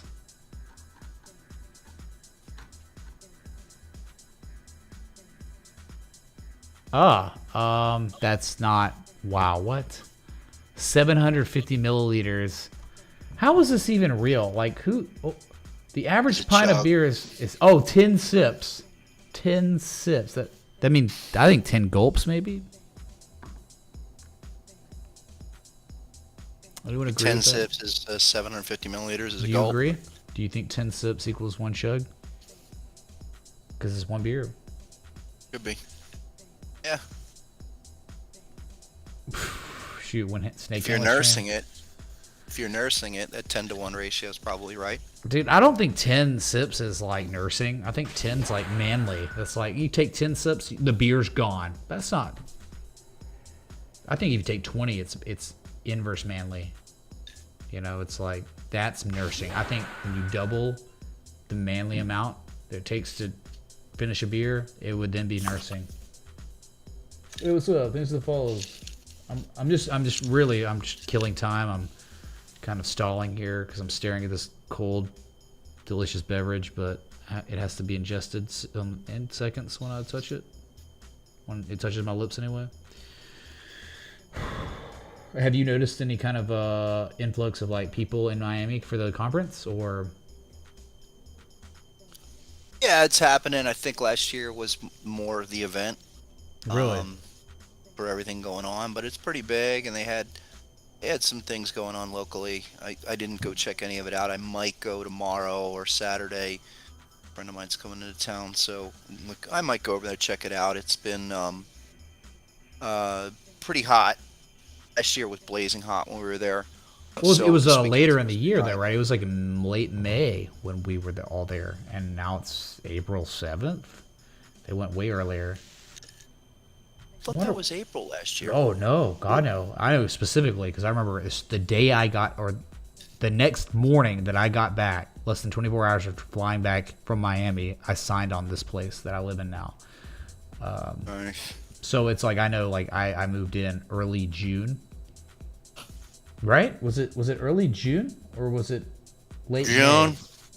Logan's right. I think it's June. Yeah. Maybe it was June. That's why it was blazing hot. So it's just like, we're gonna come down to Miami later this year. It's just, it's not gonna be the big one. Dude, the Bitcoin conference, man, I'm telling you, like, I love Bitcoin. I believe in it. But when we start talking about the technicals of protocol and coding and stuff, that's just not where my passion is. Just like if we were to talk to somebody who's passionate about like coding and developing cryptos and stuff, their eyes are going to gloss over listening to us talk about TA, So Yeah. that's the conference we went to last year. I mean, like, it was cool. We hung out. Remember when we went in that one all together? We were just sitting there, and it was just like, oh, I want to talk to all my friends. I want to talk to all these people that I'm here seeing, and chilling with. And we had to sit there and listen. I was like, okay, cool. Yeah, I wasn't too happy with the venue. Was not a great location. I thought that whatever that place is down there. Did they not? Is it on the same place? I think so. I didn't. I think it was. It looks similar. They should have it at like the arena, or they should have it. I think a little more upscale spot than where they were last year. But again, still getting their act together. It's not like they don't have the money, right? Or they're not charging the ticket price. So. Well, how expensive was it? Yeah.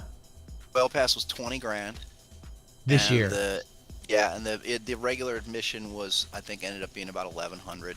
Jesus, it only cost me like $5,000 to $6,000 last year, I think, for a Whale Pass. Oh, by the way, I still have I got it right here, man. It's the whale, dude. The Whale Pass. Oh, nice. Yeah, hold on. Is it not gonna let me show? You got to go up a little bit more, I think. I can't. It's like stuck on my webcam. I don't know. It's like way. If you don't believe. Yeah, me, it was whatever. in Wynwood. Santa Ali Wynwood, saying it was in Wynwood and was in Wynwood. And no offense to Wynwood, I just think with the amount of money they were charging, and they had super quality speakers. They had great speakers last year. That it could have been a better venue. They had several billionaires on that stage all in one day. Was that the day I missed? Because I was so hungover from the night before. Yeah. I was just like, oh, Jack Dorsey's speaking at 9. Okay, whatever. I just like tuned in when I like had to get it. That was the day like I showed up, and that's when we all met up together. I was showing up later, and I was just like, dude. We went to like Live that night. That was the night. Oh my God. Does anyone remember? I IRL live streamed from that club. That was the night before this whole thing when I was late and stuff. So.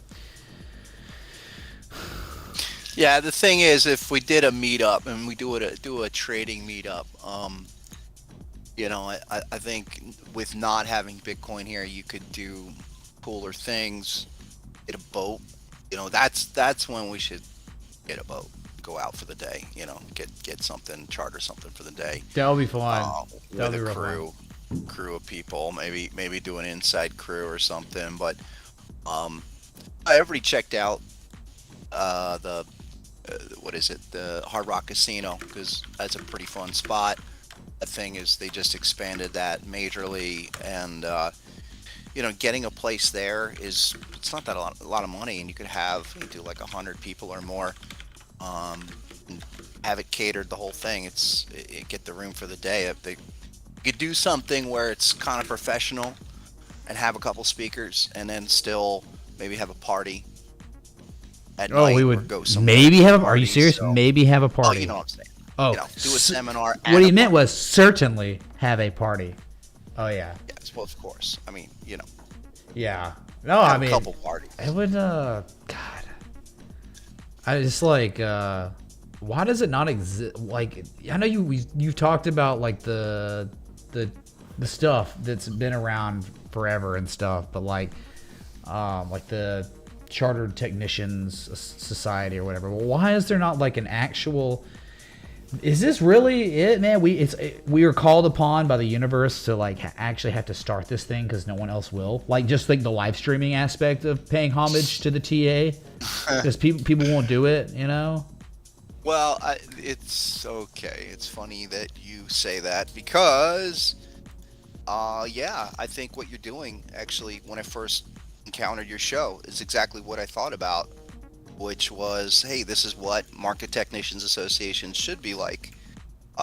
So, Market Technicians Association is the professional technical analyst society, if you will. And I know two of the guys actually that were friends of mine were original members. They sponsored me for the MTA, so I know a lot of the people there. And I've been in that thing since the 90s, so I'm currently a member. But it's become this massive professional organization. It's fantastic. It's a great organization, but it lost its appeal for like what they used to do. It's really funny you bring this up because the stories these guys tell me is that back even in the 70s, pre-internet, these guys would get together at a weekend trip or weekend conference. I've been to a few of them back in the late 90s, early 2000s, where they did get together and they did have discussions. But it went away from that. Is my point, and has become more of like a certified. They have a certified market technician program. And it's become more of a professional organization like that instead of the cool, let's talk some charts. And those sessions actually used to be amazing. I was really lucky. Okay, I once I knew that I was going to get into doing trading and stuff, I knew I should connect with professional organization, and did so, and went to some of these where I knew some of the names, like Sherman McClellan Oscillator, his son Tom. A couple of, they've done amazing work with McClellan Oscillator. Yeah, I've met Sherman McClellan. I mean, he's passed on now, but that guy, he created the McClellan Oscillator that everyone cites. Other guys that are, Martin Pring, who is big name in the education. I mean, I mentioned him last time we talked, but guy's brilliant. And guys like that, and Greg Morris, who's a friend of mine, who was John Murphy's partner. He wrote one of the best books on technical analysis, and Steve Nissen.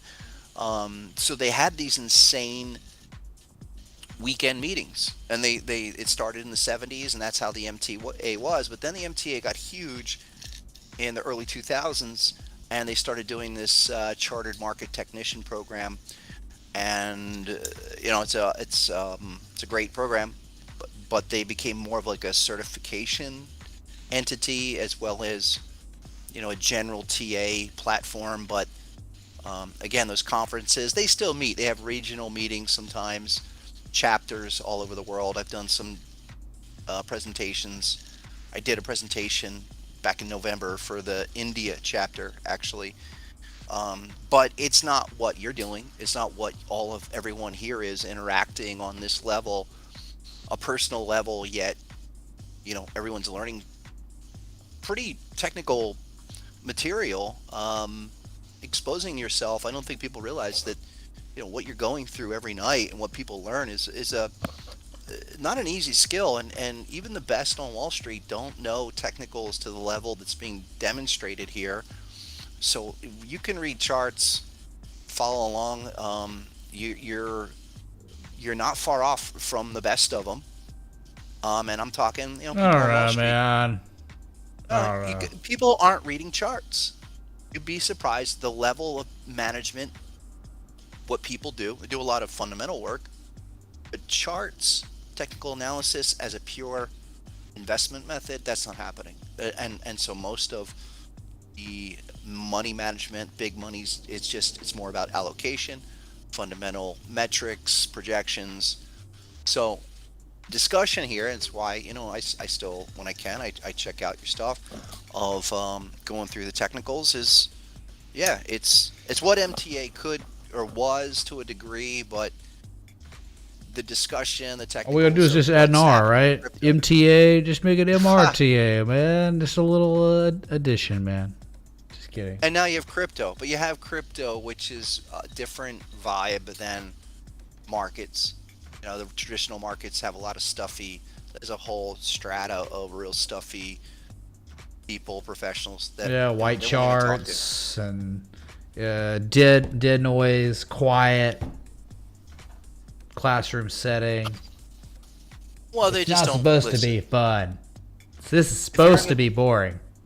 Yeah, and if you're in a certain crowd, and if you're not from a certain whatever school background, whatever, you're not getting in any door, and that's the truth. That's crazy, it doesn't matter what you do. No, your merit is based on like your ability to discern the stuff that's taught, the things that are taught here, and all the textbooks I learned from, and the things you teach, the things you created from your research. That's how you gain notoriety in this community. It's by like being able to read the charts the way the swing trader reads the charts. So, and I guess you can't fake that. Like if you're like, there are people that have been in the community forever that have struggled with it forever, and maybe will struggle with it forever. But then there are people that were not in the community very long, and they started picking it up like, oh my God, they're picking it up faster than I did by far. Oh my God. I think there's a lot of aptitude involved with this. No one's created equal, just like no S-Coin's created equal in performance. But again, like, it's not about your education level. I'm never asking, like, what college you go to, man? Like, I got my degrees in like broadcasting. I didn't get my degrees in economics and finance, though I did take advanced economics and passed and did okay. What's up, Todd? Dude, thanks for the 100, the 106, man. I'm gonna make it a Patreon night. I don't know, dude. Maybe, probably. I'm gonna try. I'm gonna do all I can, man. We might be live that whole time, dude. Just crap, man. I gotta order food.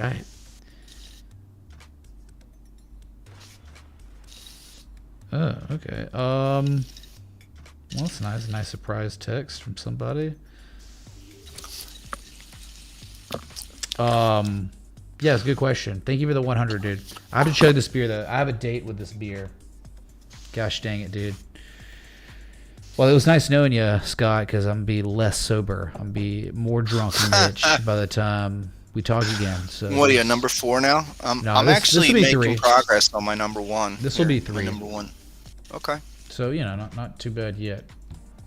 Yeah. I think, probably 10 more sips, and you might hear me starting to slur a few things. I think that's what everyone showed up, dude. They want us to slur. Way more content. Well, I mean, it's like education's good, but it's also good to turn it off for a minute and shoot the S. I'm muting my mic. Hold on, everyone.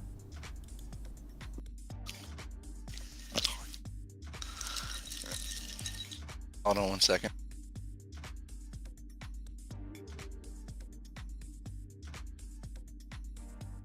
Anyway. So Bitcoin's just holding 43.4. Like a rock. Okay. Okay, here we go. Oh, dang. Here he goes. Whoa. Yo. That's University of Alabama. I still got it. style. That's where I learned it, man. I learned it all at Bama, dude. Oh, did you see that? You see Alabama, #1 party school in the world for college? #1, baby. Really? Yep. Graphic came out. Oh, they did like a new thing. Yep. Recently came out. We're #1, baby. Wow, that was so easy. Get wrecked, everybody. Really? Where's the beer bong? Pull that out. Big funnel. Dude, yeah. Long time since I've done a beer bong. Yeah, man, me too. I don't think I even did it in college. That was like a high school thing. Like when I was like 18, spring break. Yeah. Oh. Yeah. Yeah, you're probably right. But yeah, no, I mean, like, you can do it. Like, and many people, I think, in my fraternity did beer bongs. It's just, there are just so many ways to get drunk, you know? Steven saying I've got a beer bong hanging in my closet. Really? Yeah, I think by 21 you've had enough beers where, you're like, really, if I've got to go that far to have a beer, I think I've got a problem. Yeah. Yeah. Maybe. I don't know. It just depends. Yes, I was a fraternity brother. Was I in a fraternity? Yes. If you're in a fraternity, you are a brother of the fraternity. Yes. Interesting way to question it. Oh, crypto hoarder? Oh, sorry. No, I'm just kind of agreeing. I was in one. Oh, yeah? And then I was out. And I was pledge president. So no way. Oh, bro. Oh, that was a tough one. I see the way you're saying this is now gonna make me ask more questions. We gotta know. Tell us more about this. It was look, nothing against if anybody was in a fraternity. A lot of people were in fraternities. They're great organizations. And I will say this. Actually, this is probably a good thing to say. To make amends to those fraternity brothers that I let them down. And I was the pledge president at a school where school was just not working for me.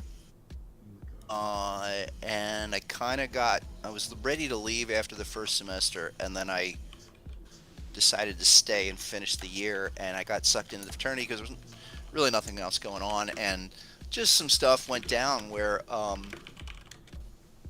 I didn't like where it was, and so I should have hung in.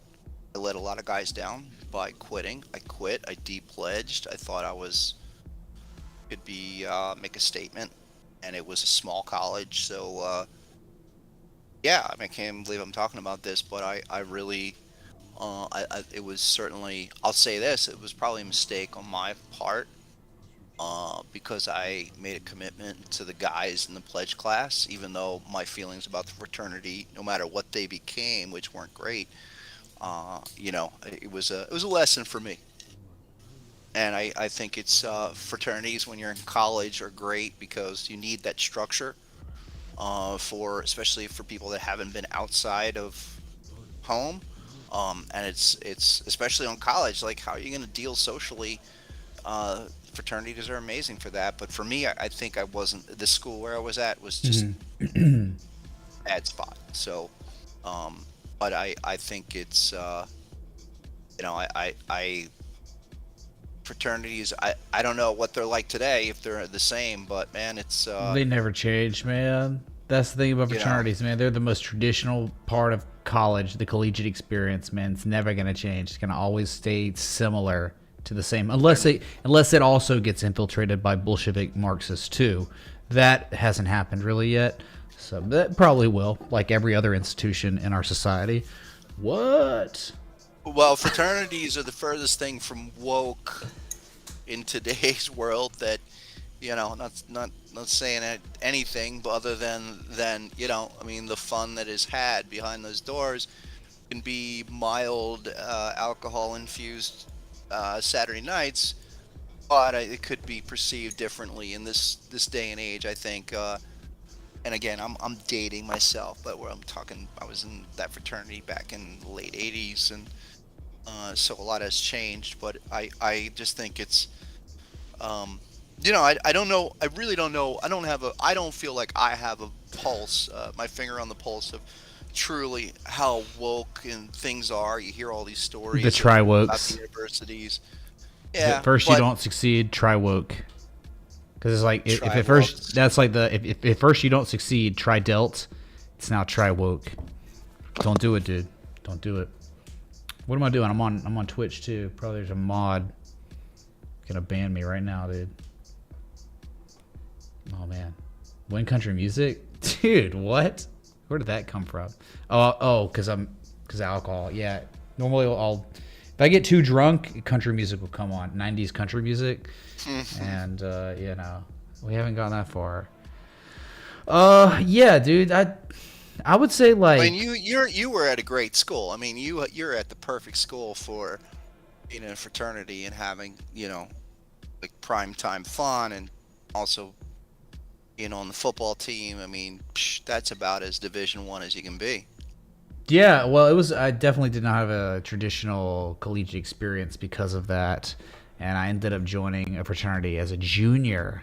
I pledged as a junior, so I didn't get treated like a pledge, because everyone knew like my background, like this dude, like the president. I wasn't even gonna join a fraternity. I was taking a summer class, and so I got to know somebody, and they're like, dude, you should join a fraternity, man. You're not in one. I'm like, I told them about it.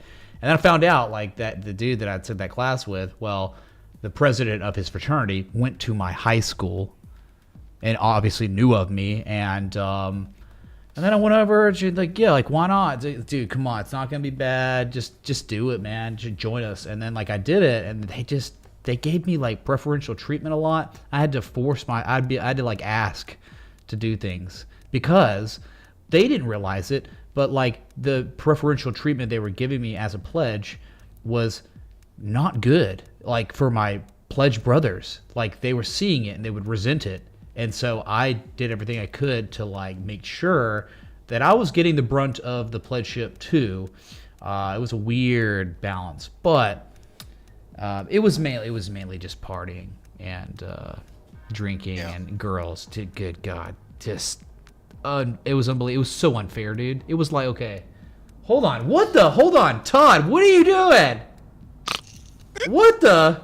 You got me to. Did you just? I'm 311. Have you ever made out in dark hallways? Have I ever made out in dark Hilarious. hallways? Down with the 311. Is that a song? I was listening to 311 yesterday driving. Wow, that was. Okay, now we can say with certainty, get devastated, crypto hoarder. He'll never recover from that, ever. So yeah, anyway, dude, it was so unfair. Pledging as a junior who lived like on campus in a house. And my background was like playing football at Bama. So it was like we would do swaps with girls. Like, like there'd be freshman girls and we would swap with them. And have band parties and all that, and then like they're getting to know you, and then you just like you don't really look like a freshman, and it's like, well, I'm not. I'm actually a junior, and they're like, oh, why are you pledging as a junior? It's like, well, here's the story. This is why. And then it was just like, oh my God, wow, that's crazy. Do you like live like in a dorm? Like, no, I live like on a house on campus. Oh, okay. You want to go back and check it out? I mean, it was kind of like a script. It was unreal, dude. It was like literally. It was good times, man. Real good times. But yeah, Alabama. So the thing about Alabama, the phenomenon of Alabama, and maybe why it's number one party school now is, and I think this has increased, but when I was there, 24% of the student population was Greek. That is the highest percentage per capita of any college in the world. So why is that? There's something called the machine. At Alabama that is dictated by old row sororities and fraternities, and it is literally like they wear capes and like candles, and they meet in dark dungeons and stuff, and they dictate how everything's done, the student body. It's like the World Economic Forum, but for Alabama Greek life. It's crazy. It's real too. Anyway, so yeah, if you go to Alabama and you're not going to be Greek, your social life's probably not gonna go very well. because everyone's like, oh, what like people will introduce themselves being like, so what fraternity, what sorority are you in? And you're like, oh, I'm not. They call you a GDI, a gosh dang independent, but way more vulgar. Yeah, it's like, it's really snooty. But then it goes deeper. Then there's old row and new row fraternities and sororities. And if you're new row, old row looks down on you. It's just like this. Oh God, man! I'd go all day about that. That was part of why I left. Yeah, it's crazy, man. Yeah, and these guys were. Yeah, I don't know. It just put me in. They put me in a couple spots that were not me. I mean, I was. The things that they were doing for the first time, I had been doing since junior year, or sophomore year, whatever. I mean, high school. Not that that means anything. It just was like. Not what I was looking for. Again, it was about me. And I was the problem. I'll say that again. But if you're either in that scene to be there for the college scene, which is completely different back then than it is now, because I think now it's not as important. I really don't think it's as important. But back then, well, I would agree. I don't think it's as 70s, 80s, 90s, like pre-internet. It seemed like that status, that structure of that social structure of things to do, which was, you had to have something to do Friday and Saturday night, and if you didn't, you're sitting at home doing nothing. There's no internet to go on. And yeah, it's surf. true. Yeah, you could read a book, dude. Read a book, man. Read a book. Yeah. Read a encyclopedia of chart patterns by Volkowski or something. Oh wait, that didn't even exist yet, right? No, maybe romance novel or two, but I mean, it's that wasn't even the meta back then, dude. No. Porky's. That was, you would watch Porky's, right? If you wanted your Porky's. There you go. Who knows Porky's? Everybody's got to know. I've actually never. Obviously, it's so famous. I've never actually sat down and watched it. Wow. I know, right? I mean, like, everyone knows about it, so I'm just like, is it really worth it to do it? Like, I could do it tonight. I could do it tomorrow. I could do it anytime I want in my life, 10 a.m., 5 a.m., 10 p.m. It doesn't matter. I could go watch Porky's. Would it be a waste of time to watch? I don't know. Look, I'm telling you, the folks that don't know what life was like pre-internet, you had to find things to do. And imagine it, and it's like this with the stocks and the charts that, hey, we can go online and look at charts, whatever. The only charts you would get, okay, were the ones that you saw in the newspaper, or you had a service literally mail you printed charts, and that's what you got. Subscribe to our newsletter. Yeah. So we hand drew these charts ourselves. Wait, was this? Was this before Steve Neeson? Implemented the candles. Neeson was early. He was early. He did early 80s. Early 80s with the translation. He translated the Japanese textbooks of the candlesticks. I think he speaks fluent Japanese. I don't think I've officially met him. I've been in the same room with him. I've seen him do a presentation.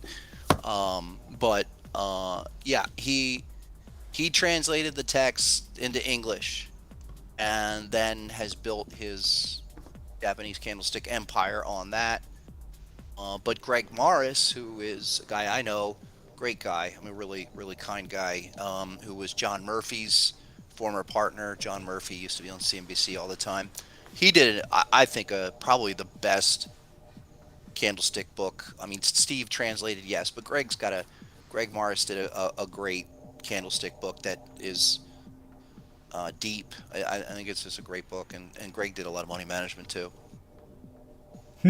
Yeah, I mean, that Japanese candlesticks, that is literally what got me. I think every single person in the world that got into technical analysis or charts or something, there was one aspect of it, because there's many, right? And it's not about the one variable, it's about the many that strengthens your argument for a higher probability outcome. Okay, well, for me, the one variable that drew me in was Japanese candlesticks, the patterns. I don't know what it was. When I like bullish engulfing candle, bearish engulfing, everything's opposite. Oh, and this and that. There's always an equal pair. I like that. Okay. So then I started like obsessing about trying to memorize as many as I could, you know? And that was just kind of the way it started for me. Do you remember how it started for you? Yeah, the candlesticks were that was big. I mean, that was a big thing of like, wow, okay, I'm not looking at bar charts. I'm looking at candlesticks. That was especially with the software that had come out. Some of the first software that was available to retail traders really wasn't until early 90s, and being able to have that, oh wow, Japanese candlesticks, that was something. And remember, Steve Nissen was the guy, so he had only really brought it to the English community. I think it was 82 or 84. I gotta look at when that book was, but it's it escapes me what the book was, but it certainly was. I mean, Japanese candlesticks and looking at the charts was the jump off point. And I did a lot of fundamental early on, was looking at fundamentals because I read Peter Lynch's One Up on Wall Street or Investors Business Daily, David Ryan. David Ryan is the guy for me where the first idea of even any kind of a basing pattern was something where it's like, oh, okay, it's doing something that means something. Why would we want to look at that? And those situations did get me down the rabbit hole of looking at the individual candlesticks, the Japanese candlesticks, the formations. That was all, that was high-tech stuff. I mean, 20 years ago, if you had a software that could identify those formations, that was really something. Now it's available. I know it's available in TradingView. And do you remember when you got in, when you like started learning about Wells Wilder and the RSI and stuff? Was that new, like was that in your like the beginning stages, or was it like later?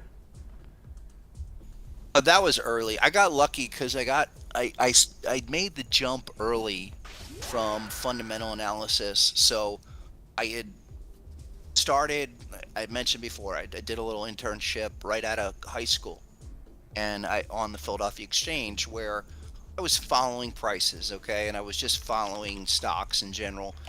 But I needed I needed to touch the market. I needed to have some experience. And so when I went to the floor of the exchange during that summer, it got me to visualize the price movements. And even from that experience of realizing, because I was the guy that changed the quotes on the options, and these were a lot of tech stocks, and they were tech options. You saw a lot of things where they just moved in the same ranges or the same kind of zones, and that's where it led me. They had software back then to look at the charts on the screens, stuff like that. But you notice, just even from watching the trading, that okay, hey, it happens, every day at like 2:30. You seem to have a whole flurry of buyers, or there were certain things that were happening over and over again that repeated. And the charts, the floor action, we saw that, and then looking at it on the charts and looking at the movements, again, that all of that was like evolution to look at how the price was recorded. I think, the thing that really that I benefited from was having that experience on the floor, and then having other experience later with my best bud guy. His birthday today, actually, my friend Larry Roach, his birthday today. He's the largest natural gas independent trader, and I spent a few years with him. He had no idea what I was doing. I was doing the harmonic patterns, watching him trade on the side of the pit, and I saw the traders trading at the levels, the harmonic levels, and when a harmonic pattern would reverse, especially with the natural gas stuff, I would watch the trading, and so I developed a really great visual correlation of trading activity to chart movement, that there's real people, real trades behind it. Mm-hmm. Some of the natural gas stuff where I remember certain days of being like, well, hey, Larry, check out this. I've got this measurement here, and it looks like you guys went higher on the close. You guys should go much higher from here, and then go back in the next day. The thing would play out, or you would see, or even buyer capitulation or seller capitulation when the market was going to a certain zone or a certain level. It was, and this is again like 99, 2000, right before 9/11, where I was putting together a lot of the patterns. I had already written the Harmonic Trader in 98, but 99, 2000, 2001, I'm looking at different measurements, deeper measurements, and then comparing them with what's happening in that action. And between the two, it showed me that charts, there's a whole story. There's real stuff behind the price movements that maybe somebody that's new just looking at the chart movements and saying, what's the big deal here? But for me, a lot of the analysis boils things down to critical levels that, hey, within a 2-3 bar window, if that happens or something big happens that is almost obvious, if you're looking at that area, it can be a real sign of something bigger to come. And that's one of the definite takeaways I had from spending a lot of time on the floors, comparing charts and patterns to real live traders. And again, all of that is in the charts. That was like before algos and stuff really owned the market, right? So it was only kind of human behavior, right? It was pure. It was way more pure in ways, right? It was. But believe me, the crypto has proven that it's more than anything, it's the human trading activity where crypto doesn't have the same kind of fundamentals that stocks and other markets, mutual funds that they respond off of, that are part of the variables that large hedge fund managers are using to make decisions. Crypto is more, I think, emotionally driven, money allocation driven, to where the harmonics are better because it is about that cyclical human trading behavior that manifests the same growth cycles that we see in nature. That's the thing. I mean, and the cycles are so much faster in crypto too, right? I mean, when you say, because 270 days is a long time, dude, or 180 days, like, I mean, whatever. These harmonics take a while, quarter of a year, half a year to play out, or more. And then they do, but then there's like, look at Ford Motors, right? Look at its harmonic. That was a 12-year large bullish Gartley. The COVID crash had to happen for it to hit its 786 and for it to backtest the spring before it actually played out like the Jesus. So I mean, I think it's just like crypto moves faster. There's just a lot of little things about it, little changes about crypto or non-traditional and traditional markets. Crypto seems to move at a higher frequency, is a way to think about it, where the ups and downs are manifesting themselves more so than stocks or the indices. I tend to think crypto trade a lot like options, because you get big surges in options and you come back and have major corrections. So I think it's crypto is a fascinating area. It took me years to come around to it. I mean, I was aware of it since 16 or 15. Wasn't really a believer until really 17. Got a little bit of that 18 run, 17, 18 run. But then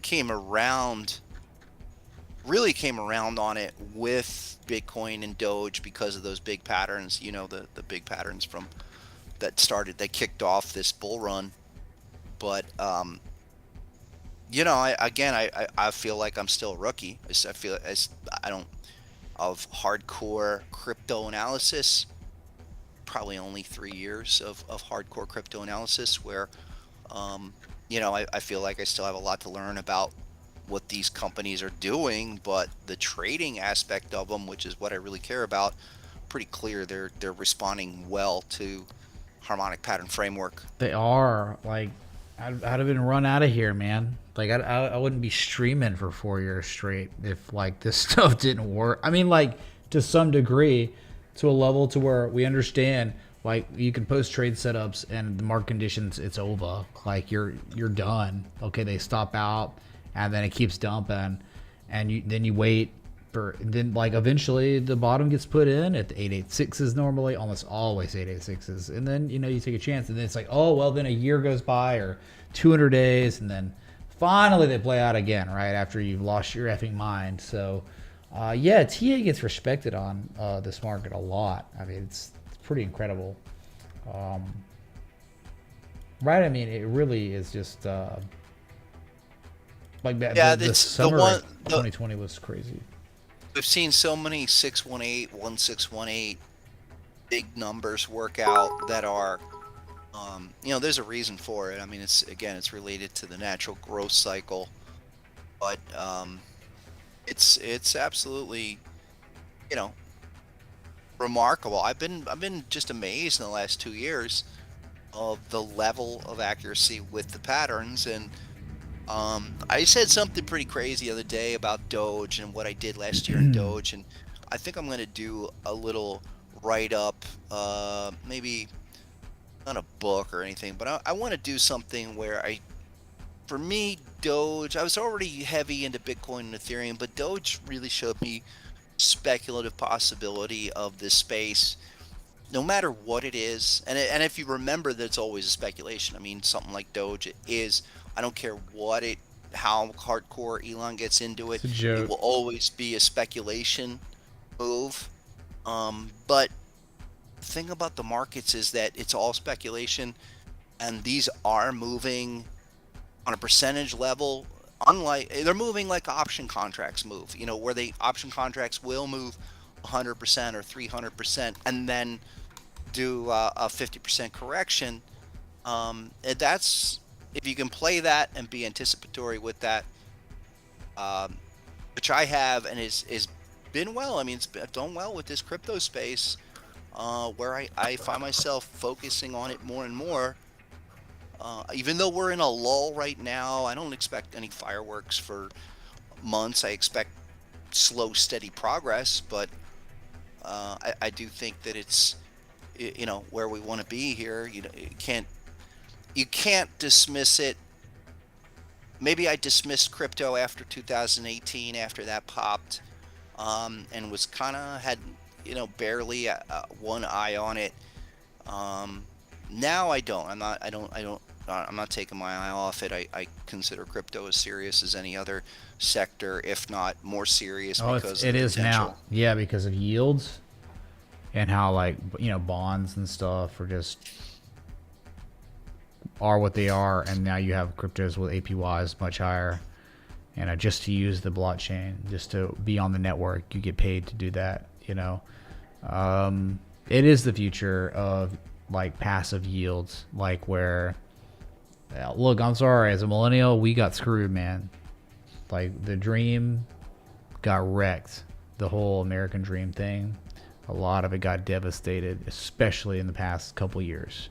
So you can't just own a money market account and it's gonna be okay, man. What were interest rates on money market accounts back then, back in the day, in the 70s and early 80s? I mean, 6 to 8% was the average. You just have $1 million sitting in a money market account back then. What happens? You make 8%. Yeah, you'll get 60 to 80%. 60 to 80 grand on $1 million. Can you imagine that? Can anyone here imagine that? I can't. Risk-free. That's why I'm gonna have to go vomit. Well, that's the thing. Look, my grandmother. Do you think she was invested in the stock market? No. She had savings bonds that were 5, 6, 7%, and that was it. And that was enough. Why? Because of the 7-10 rule. You at 7%, you double your money in 10 years, and vice versa. At 10%, you double your money in 7 years. And so, if you're 7% in a savings account, you're doubling your money every decade, risk-free. You don't need to do much. Dude, that's so crazy. So it was back then, if you made it. If you became a millionaire back then, you were set for the rest of your life,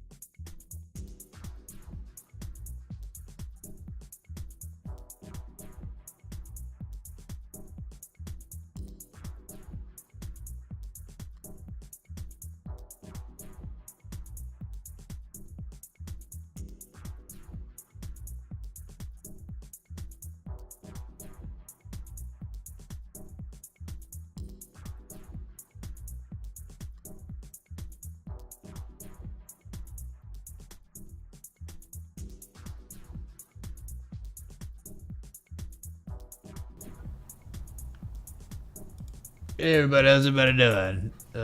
Thanks for coming out. Yeah.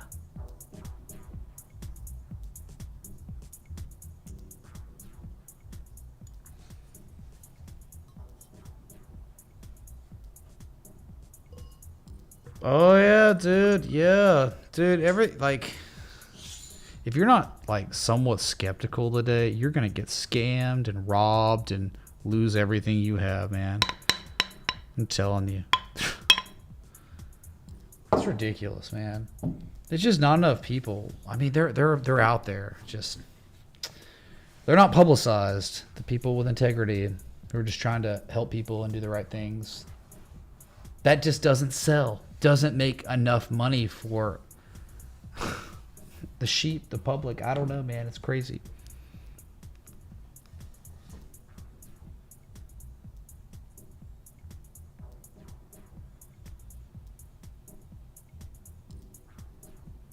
Everyone's pushing this. There's a worm grunting festival in Florida, April 9th.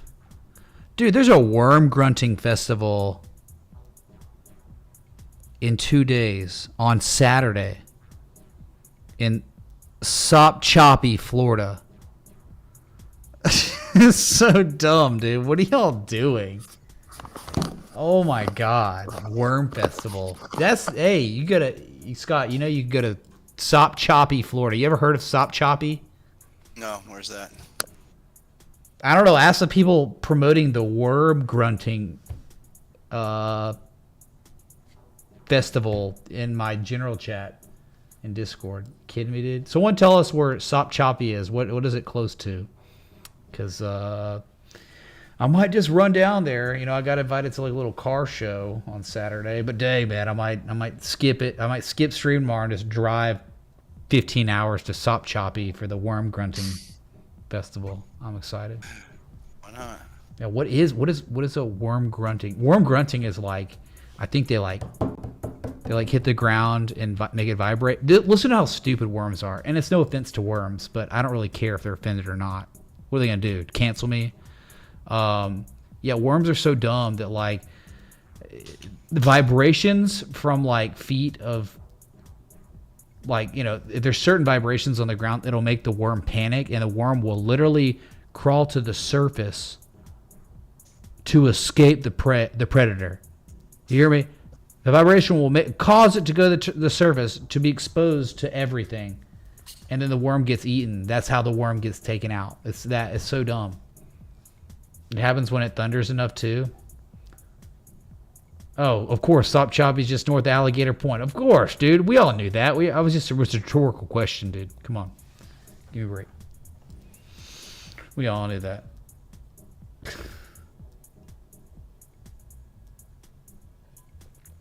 A nice sip of beer number 4, where certainly everyone thought they did the worst. Are you drinking a beer? Are you still drinking some Deweys? Duconnects? I'm still on the Doers. The Duas.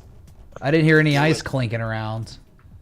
No, it's there. I topped it off. I'm on my second. I think this is going to be my number 2. Mambo number 2, dude. My favorite song. That's it. Just do that. That way I don't have to be running to the bathroom like every 20 minutes with all the beer. Oh, yeah, dude. No, you're right. No, my dad made that point one time. We went to Tuscaloosa for a football game, and I'm just like, what are you doing, man? He started drinking whiskey, and I'm like, whoa, dude, you're going to have to pee. Anyways, like, nah, it's all about the volume, man. You start drinking beers like you're doing, like I was. It's like, I'm having to go to the bathroom all the time. He didn't have to. It was true. All right, here's something. Matthew Miller's been asking this a few times. Yeah, please tell us your idea on Fibonacci. Why the Fibonacci numbers work? Well, first, they're really not Fibonacci numbers. They're some Indian Arabic dude, but we won't go there. Why do they work? Son of Bonacci stole them? It's this guy, it was literally a Persian mathematician that Fibonacci. Ottoman Empire stuff. No, Fibonacci is the Steve Nissen of the sequence, okay? Fibonacci, all he did was translate. That's all he did. He translated this sequence. Now, he did a couple other things, but he had translated this sequence that was already in existence in India and Persia, modern day Iran. Al-Khomeini was the Persian guy, and then the Indian guy was, it escapes me at the moment, but whatever. The sequence, why does it work? Why do the numbers, how can we get an 886? Well, 886 is kind of new, but why a 1618? That's probably the clearest example. Why do we see reactions at a 1618? And so it does relate to that sequence. I think if folks know about the Fibonacci sequence of how it's calculated, what's the big deal? It's a type of growth sequence. 0 plus 1 equals 1. It's a summation sequence, and you go 1 plus 1 is 2, 1 plus 2 is 3, and you go 2 plus 3 is 5, 3 plus 5 is 8, and you keep doing that. 3 plus 8 is 11. 3 plus 8 is 11, or 5 plus 8 is 13, and you keep doing that. So why do you do that? Well, it represents some kind of growth cycle, a type of growth cycle, a summation growth cycle. But once you get past the 7th, 8th calculation, okay, it exhibits the golden proportions, the 618 and 1618. 21 divided by 13 is roughly 1.618. The other thing about it, as the further you go along in the sequence with the calculations, the ratio gets closer and closer to the golden mean, but never reaches it. Meaning it becomes more accurate the further out you go. Could be a reason why longer term levels are more important. But the thing of why it works is, one, really on an evidence level, just empirically seeing the patterns in flowers, cactus, nautilus shells. Okay, Spiral galaxies, dude. Spiral galaxies. Also, Will Smith slapping Chris Rock. It was also Fibonacci sequence. Like crazy. That was a big one. 618. Did you see that? It was real. It was proportionate. It was insane. I mean, it was staged, but it doesn't matter if it was staged. It was Fibonacci. I don't even know, but I think. Someone pull the picture on Discord. Do it. Show me. Do it. And maybe we'll see if they do it for us, and I'll pop it up on screen. But we know these numbers they're repeating in nature naturally, and even going to genetic sequences, those proportions of the number of the body proportions, all of the examples of the 618 proportional examples that people cite and talk about, maybe even too much, but the fact is it is happening. There's a natural growth sequence or cycle in this fashion that where there's the natural growth mechanism has to have a retracement to do an extension. You have to have, you have to go down to go up, and vice versa. Think about it harmonically. You have to go down a certain amount. Like a retracement has to be a 382 retracement to be considered a minimum harmonic move, or a full reset 886 is the completion of a full cycle, in a way. These metrics have meaning. When you look at the natural examples and you see flowers that produce their petals in the Fibonacci sequence repeatedly, and there is a famous study where they did, it's something I cite in my book. It's a study of 12,000 species, some Harvard study, and they found like 90% of these species exhibited Fibonacci spiral behavior. So what about the 10%? Did they do any study on the 10% that did not? 10% I don't think is exhibiting any kind of, it's more just maybe a random pattern feature, which is I think probably normal for even the markets, where you're not going to get harmonic patterns in every situation every time. We're looking to line up those situations that have it, which speaks a lot to even technical analysis. What our part of our job is simply lining up the opportunity and letting go of a lot of stuff that, no matter what you think, is just not satisfying the requirements to be an opportunity. From harmonic perspective of thinking of it in growth cycles and why Fibonacci works, why do things reverse off a 618 or an 886?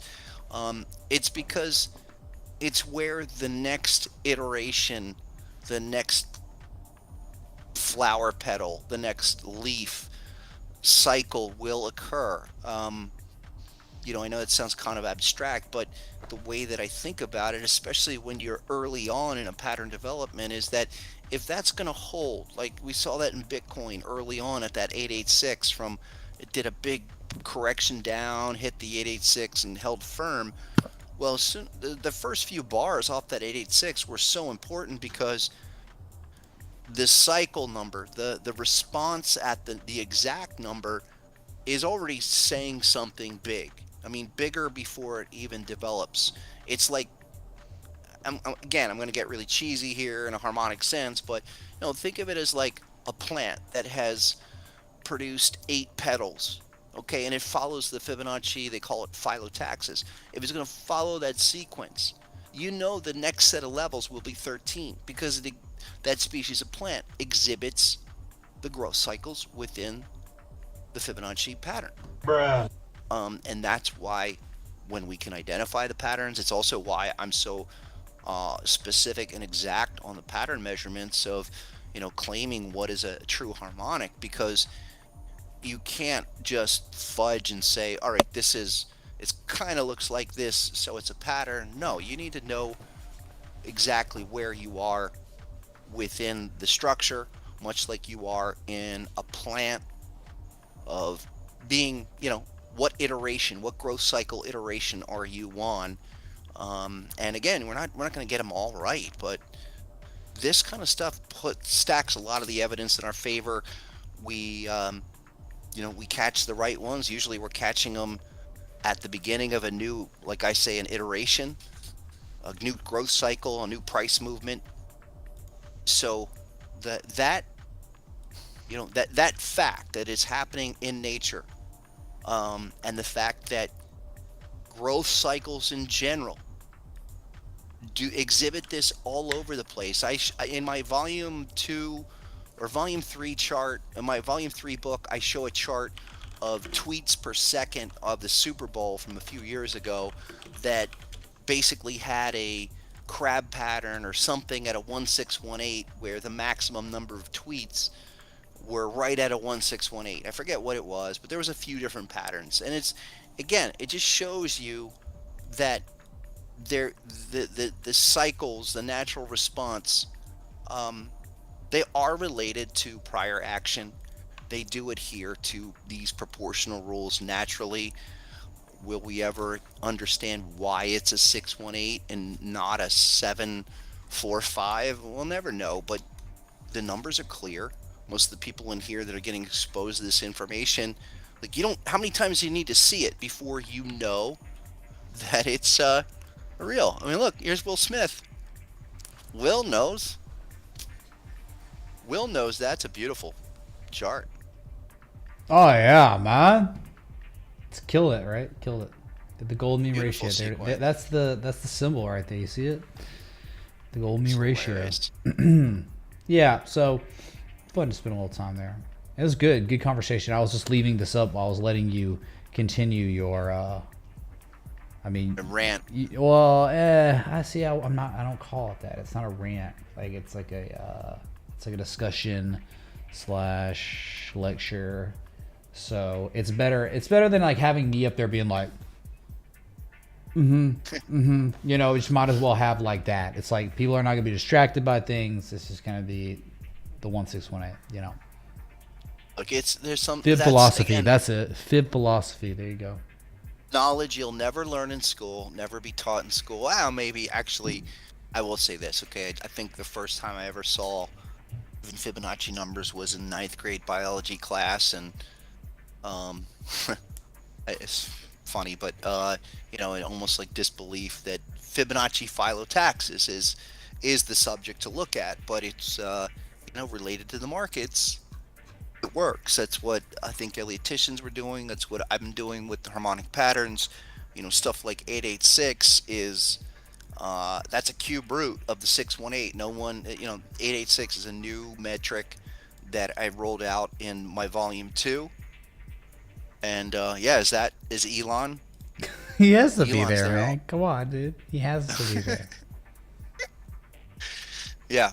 Is that a joint? I think it's we're tapping into some profound stuff, and I think anybody that's willing to just expose themselves to the metrics and study it a little bit, sees the relationships, and then put some money to work on it, you're tapping into something.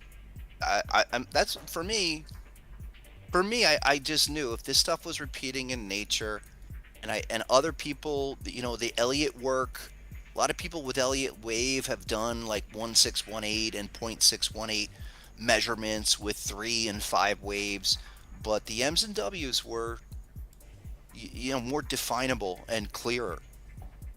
So some of the stuff that I did, which was basically unlocking the B point and the B point with the ABCD, once we had that, we were able to really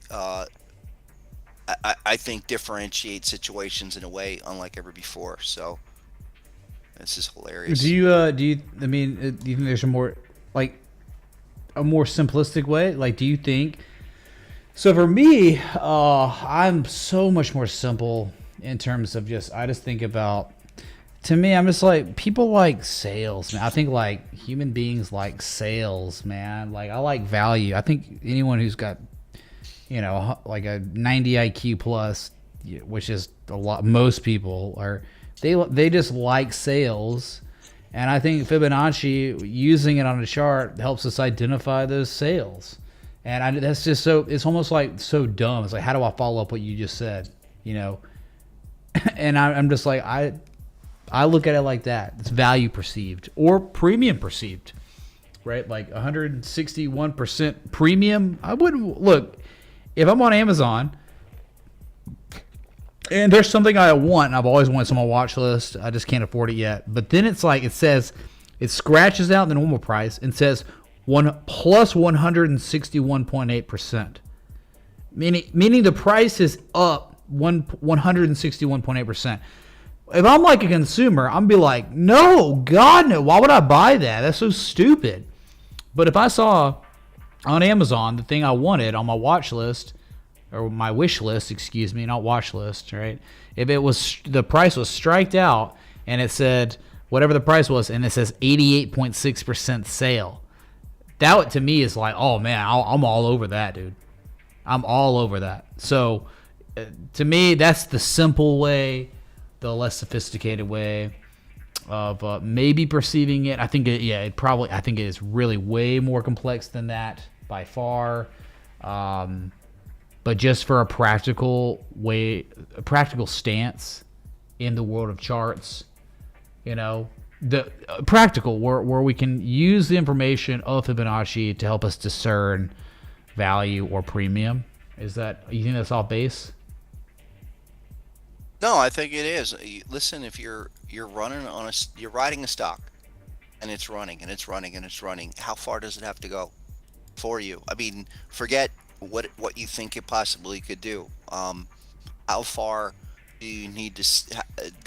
Can it go before you really feel like, hey, I got a couple more bucks back in my pocket. I want to keep those bucks. Maybe I'll sell. It's a natural emotion of kind of getting caught up into it, but you know, you're going to reach a point at anywhere where you absolutely are going to react naturally. I think you could, the old measurements were like a 1-to-1, where you know, you do that like with wedges or head and shoulders, where it's like, okay, here's your range, and then if it's a breakout, we'll project that range. The extensions and retracements are, I think they're more direct kind of metric, and maybe that's also part of why they're a bit more accurate, because it's always off of the prior leg, which is the most recent history. So whatever you're dealing with, like whatever the response is of that prior action, it relates to that. It relates to, you know, I mean, like crypto, okay, we're going to be assessing the downtrend of the last 6-7 months until we can make clear progress out of these lows. But that's relevant history, and it is, you know, that puts the emphasis on those measurements more than maybe some other kind of random thing. You know, looking at the way what you're saying what you're saying is like, at a certain point when it goes beyond the levels, I got to be thinking contrarian and taking profits or sell, that the opportunity's not going on forever. And when, like we are now with a lot of altcoins that have done the 88.6% retracement all time, even though it's going to take a while, those are the areas where you're looking for discounts. So yeah, simplistically, sure.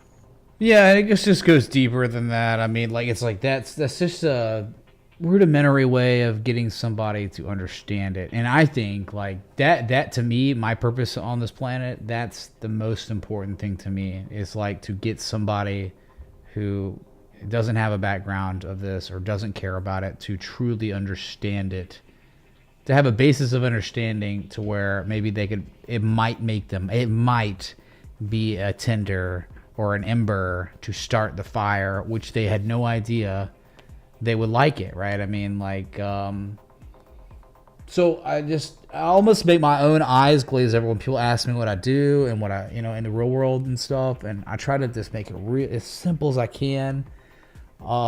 Because people will ask questions about it specifically. And I'm like, look, man, I tell them about the aggregate of variables. I try to make it the trial lawyer analogy and stuff.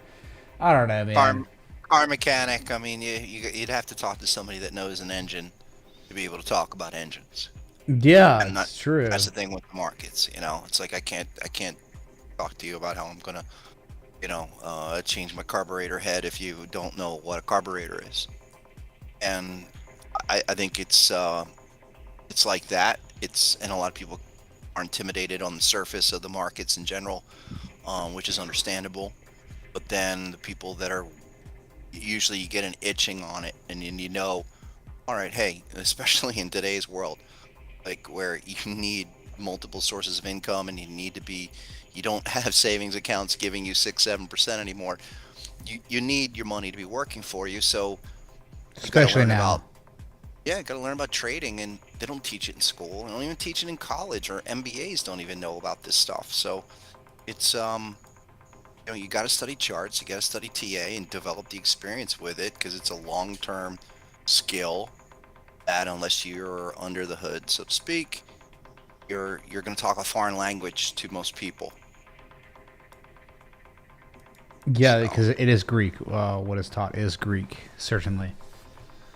Dude, what I just said, what I said about the Fibonacci stuff, though, but about all of that, I mean, that's about as deep as I'll ever go. I mean, I think most of you,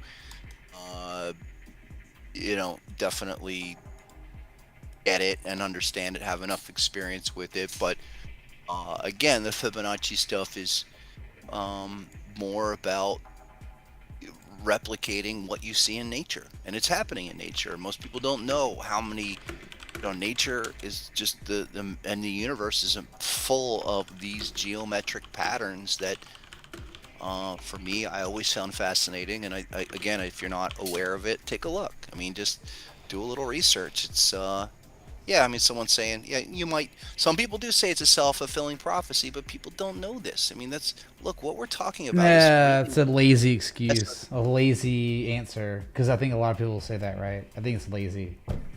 A lazy answer. It's self-fulfilling prophecy. I think in a way it's like the causation of understanding either the way Scott talked about it or the way I talked about it. Yes, the natural conclusion would be, this is the way people perceive it normally. And then, yes, it's self-fulfilling because the two answers, whether it's extremely technical or more simplified, the conclusions drawn are, yes, that there are reversals that happen there. Therefore, self-fulfilling, because everyone else in the world starts listening to the reasons why other people perceive it as value, or it's in nature and science and it's magical, right? And then it becomes self-fulfilling because everyone starts thinking, oh, that's why. But then they stop. What happens is, in these fields, so many people, so much time goes by, people stop wondering why it's important, and they just start programming their bots because it's the way it is. So that's self-fulfilling, I guess, right? Am I crazy? There's definitely more bot action at 1618 or 618s, or 886s. My God. Or 886s, but I really don't think. Listen, a lot of people.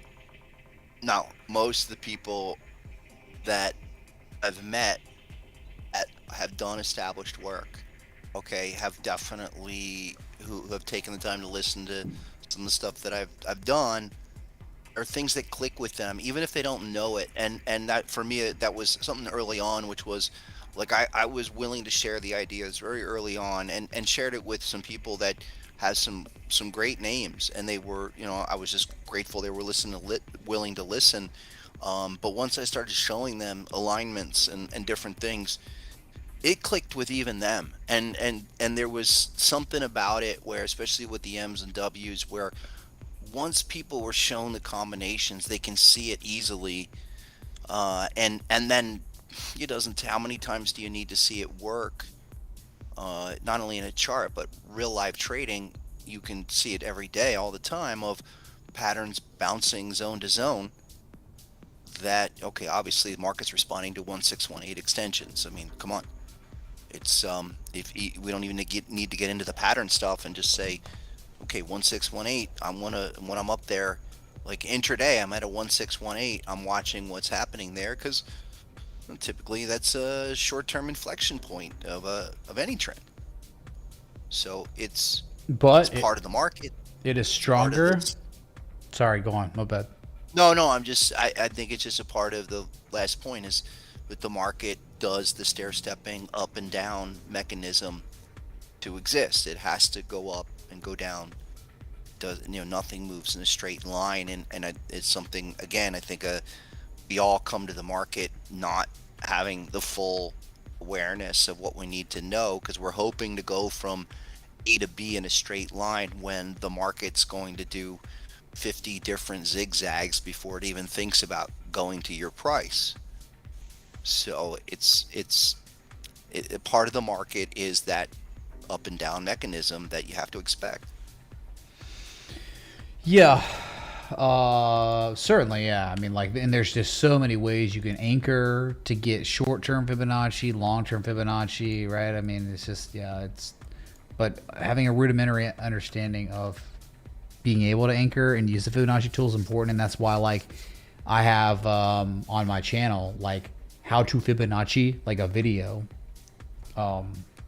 It's like the front page or whatever. It's like, you can't miss it if you're on my channel. So, because I think, like, you can't even, people always ask, like, they're newer, and they're like, hey, can you tell me more about these harmonics and stuff? Don't even worry about harmonics until you understand Fibonacci, man. Like, it's the prerequisite. Like, if you were in college, TA college, it'd be like, you're not even allowed to sign up for a harmonics class, until you pass Fibonacci class, right? I mean, that's the way I think. If I started a university, it's all hypothetical. It's like the hypothetical university where all classes are free. You don't have to take out 20K loans. It's like, we are a university right now. This is the new age of university where it doesn't cost anything, really.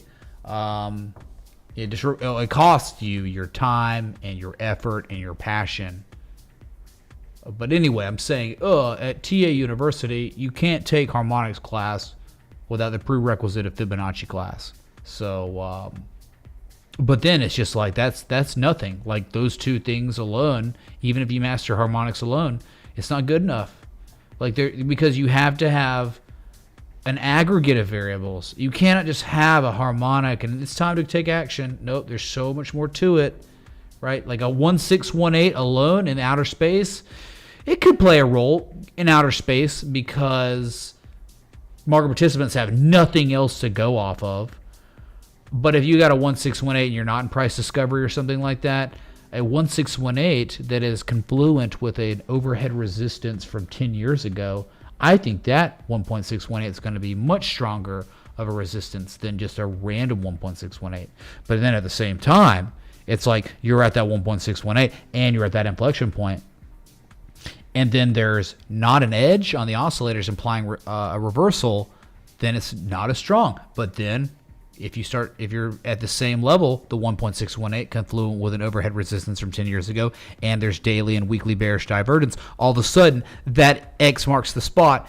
That might be literally the top, right? When you start getting, it's just so many variables. It's not one or a couple. It's as many as you can get on as many time scales as you can get for the strongest argument for a reversal to the upside or downside. So, yeah, chocolate and the peanut butter. Get your Reese's peanut butter cup with that because you get the structure and then you get the indicator confirmation, which was something I had to learn the hard way. I had to bring indicators in because the patterns we were just doing. Again, they were working great in the late 90s, early 2000s, but then had to, the bullish pattern started failing. That was why I did volume 2. I mean, it's timely. In 2007, there's a lot of reasons why that was. Well, you do more research, right? You find out more things from a lot more sample sizes, right? A lot more pieces of data, whatever. Yeah, a lot more research. But just like Bukowski too. He is same thing. It's like I think all research, right? In sharp patterns, it's been like that. It kind of evolves for the author, The integration. I mean, the metrics for me, RSI. I was looking for a couple of indicators, but RSI was like the foundation metric. I thought reflect the internal change that would happen at patterns.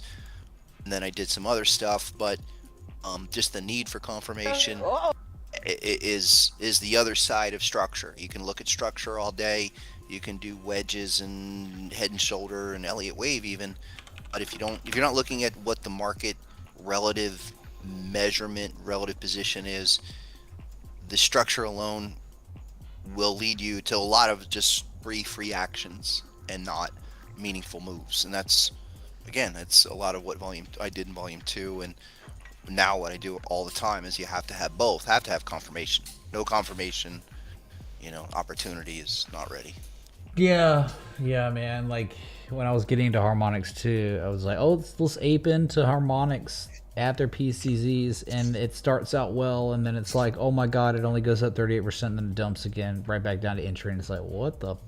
And it's like, of course, yes, we must have the double bottom, or the 3 rising ballads, or the inverse head and shoulders. Man, those are the best, right? When you have inverse head and shoulders, or you have some, like, I love combining the Carney structure with the Carney system with the Bulkowski system, and if I'm lucky and blessed, I get the Wyckoff system with the spring-back test of springs, with the Wilder system, with the RSI, and then the histogram, right? The histogram divergence too. Oh man, just like combining all that in under one roof is so amazing, dude. It's legendary. I love it, man. It's like, it's the dream. It just made too much. It's just like literally I'm getting the different puzzle pieces, and it's just so cool right here in this community. We get to just like put it all together, and it's like a system, it's just, and it's nice, it's like if you stick around long enough and you watch this stuff be applied, like you can't deny it. You can't deny it giving you a pretty decent edge, right? Not perfect, and it's gonna fail, right? It's gonna fail occasionally. That's why position sizing is important in this system, and also the reason why you take longs at pattern completion zones to begin with, because they are inherently value perceived areas we've already talked about. So it's like it's easier to strategize your risk. That's why you want those pattern completion zones or those 886s, 1618s at critical supports or resistances, so there can be no doubt how powerful it could be of an inflection point. So anyway. Yep, I agree with all that. I think it's maybe oversimplified too much by whomever. I don't think I think you're going to get 95% of the general retail crowd is not going to make the first cut, quite frankly, and they won't be able to even get past a chart in a lot of cases. It's it's not an easy. This is not an easy path. It's not an easy God, thing. No, it's not. Are you kidding me? Sit there and unless you have to have a passion for it. I mean, I think being into the markets and understanding what it means really helps. People that are not into the markets, they just don't get it in that regard. Where, hey, I'm looking at a chart. That chart means money. They just see a piece of paper. But where your ability to kind of analyze that, position yourself, make money, again, that's where it becomes real. It's where all of this stuff real, that is the reason why you're doing it. Yeah, I mean, in the end, it's like everyone wants to make money, but to me it's just like almost just like a mathematical, scientific way of I don't know, of making money. It's so practical. I don't know. It's like so. But this is very new, though. It's like meteorology, man. Inexact. Those meteorologists. This is a new thing of a new way, relatively new in terms of being accepted methodology of being able to define opportunities. 20 years ago, show somebody a harmonic pattern, they roll their eyes. Doesn't matter if it worked or not. It was like, what? Numerology as an investment tool. That was the general thing, and so I was fine with it because I knew what it was doing. I think, and then once I started the software, the Harmonic Analyzer, and that was 2000, then we could show it. Then I was able to really start showing the automated patterns get generated, and say, look, I can run this through hundreds of markets and we're getting the same thing over and over again. And that was where, for me, with harmonic patterns, the thing did take off. But other methodologies were able to do that as well. And again, the charting technology we have now that is taken for granted is stuff on TradingView. 20 years ago, you were lucky if you had that at like Goldman Sachs or on a Bloomberg terminal, pretty much. Oh yeah, man, TradingView revolution in its own way, right? For the retailer or just the normie, doesn't have access to the insane terminals. Yeah, it's I know. I've had been fortunate. I know a couple of the founders there at TradingView, and they're really good guys. They really Hey, you want to talk about getting a trading like a freaking expo for technical analysis? You get them on board, it's all over, dude. Like, you get them on board to help promote the thing that we would talk about doing, maybe like a Bitcoin conference, but for what we do. Like, see, that we have to have people like that behind us for this thing to actually work and to be successful, to generate growth in the industry of people who start believing in this more.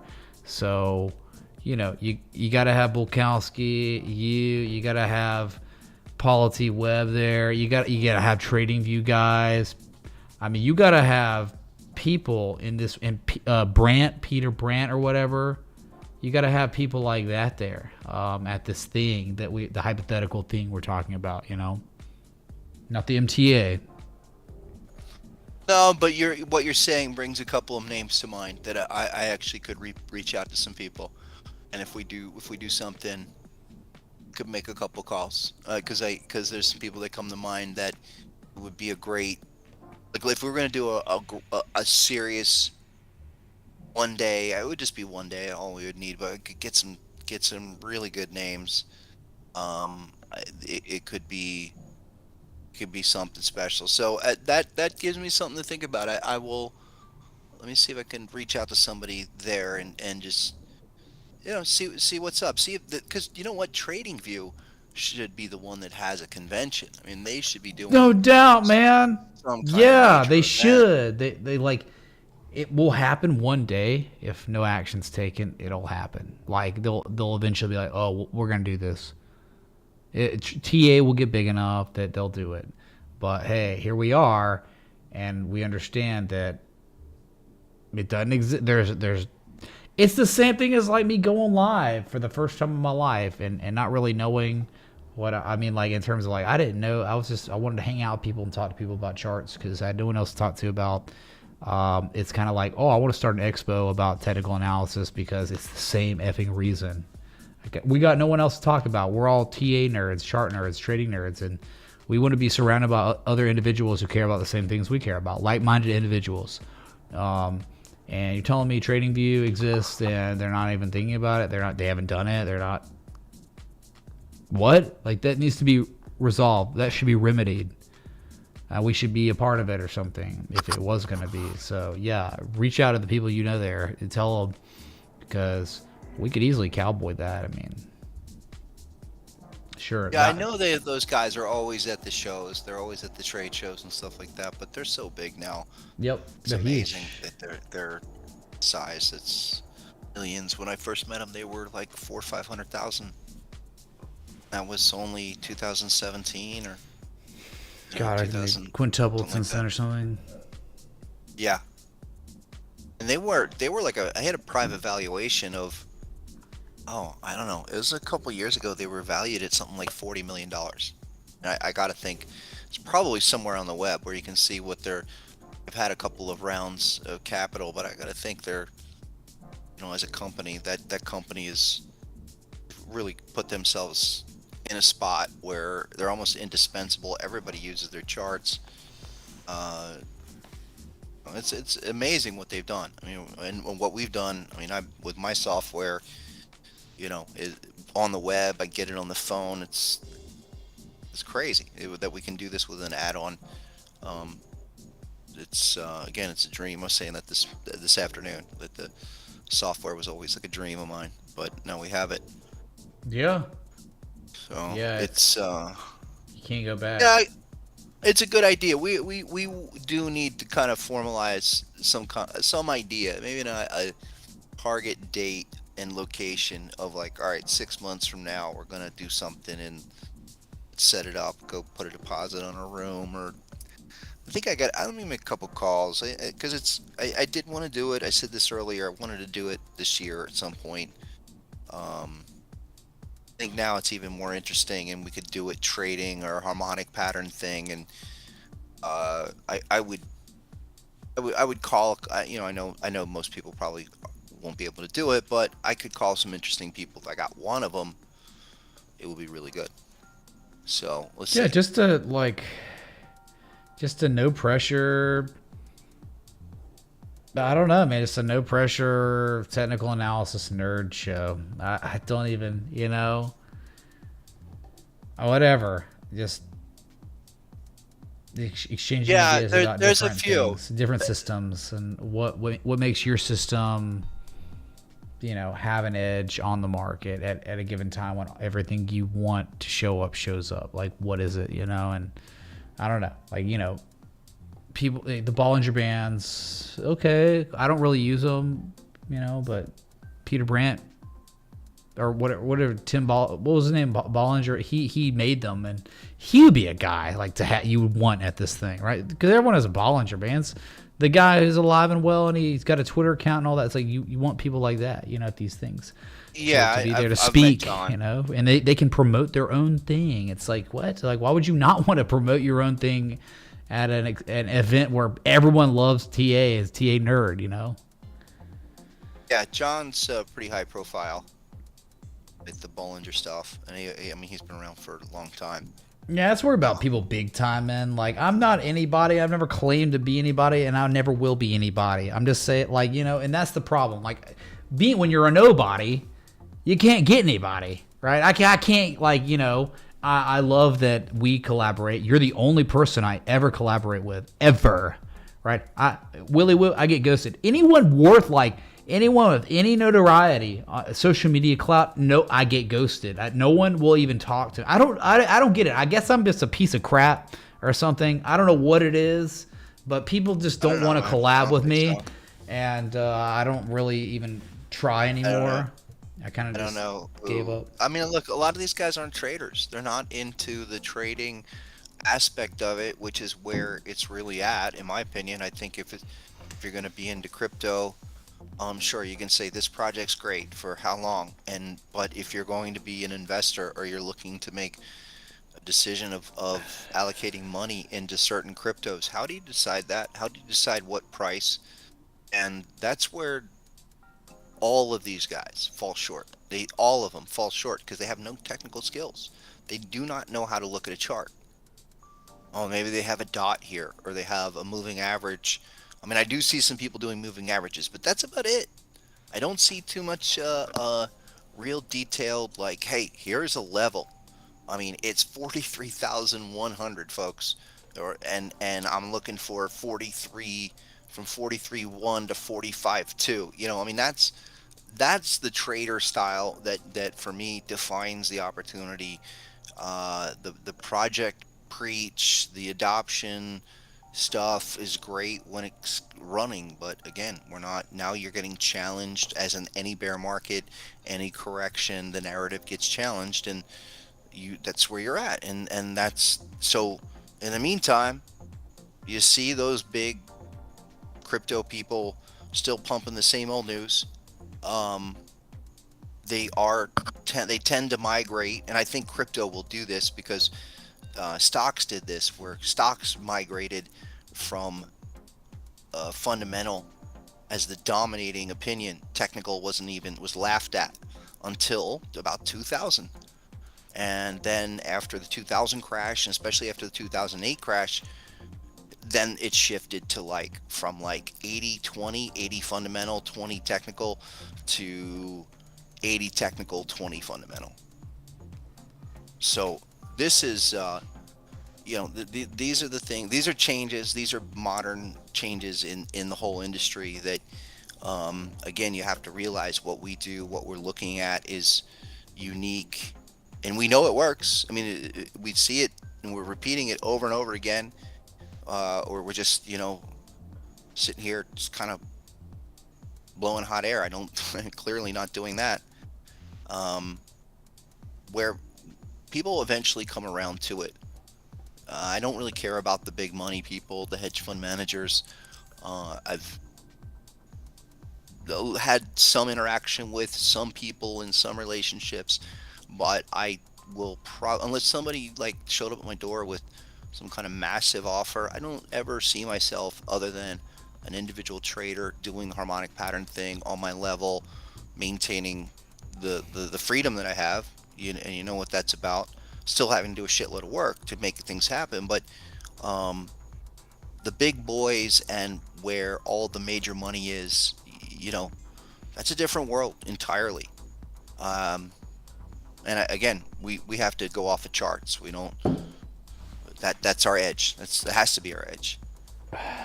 So it makes most sense in crypto more than any other market, based on the fact that at least in fundamental markets or traditional markets, you have fundamentals to fall back on that are real. And here it's just more like your only fundamentals in crypto: Metcalfe's law, the network effect. How many people are using the network of the crypto? It's not growing, and that's a joke. Then you have to rely on technicals. There's no other way. Like Metcalfe's law. That's why Ethereum and Bitcoin have done so effing well. Because Metcalfe's law. Because you're just constantly getting more addresses with 0.01 Ethereum than ever before. Every day almost. Bitcoin the same. That's Metcalfe's law. You keep growing the entire network. And most of the other cryptos don't have that at all. So what we can do is rely on freaking chart patterns and the aggregate of variables we talk about every day, So anyway, the whole market's a big network effect, a network adoption, quite frankly, and especially in the last 30 years, 40 years, the expansion of it, that's all it is. The more participants you have, more demand, prices go up, and that's where we are.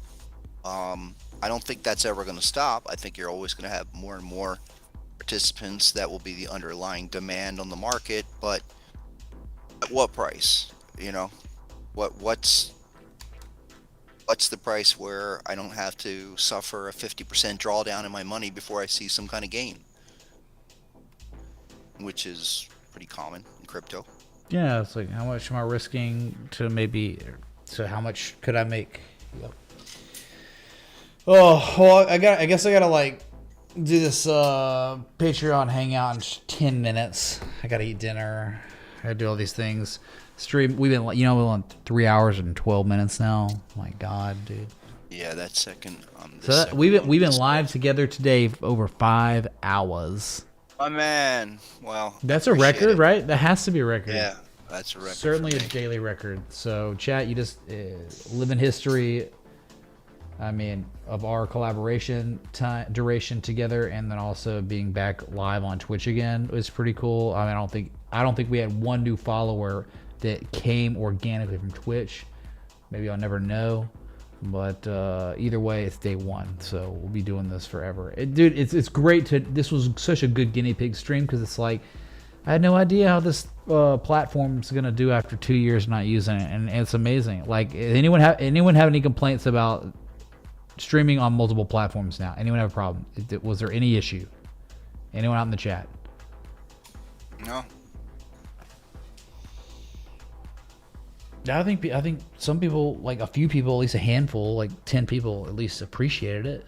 Brian B said there's no problem with it. Good S. Twitch was smooth, says Brad. Hey, Gail, thanks for the 100 bits. Thanks so much, Gal. 100 biddies. I'll work on that tip jar or whatever, but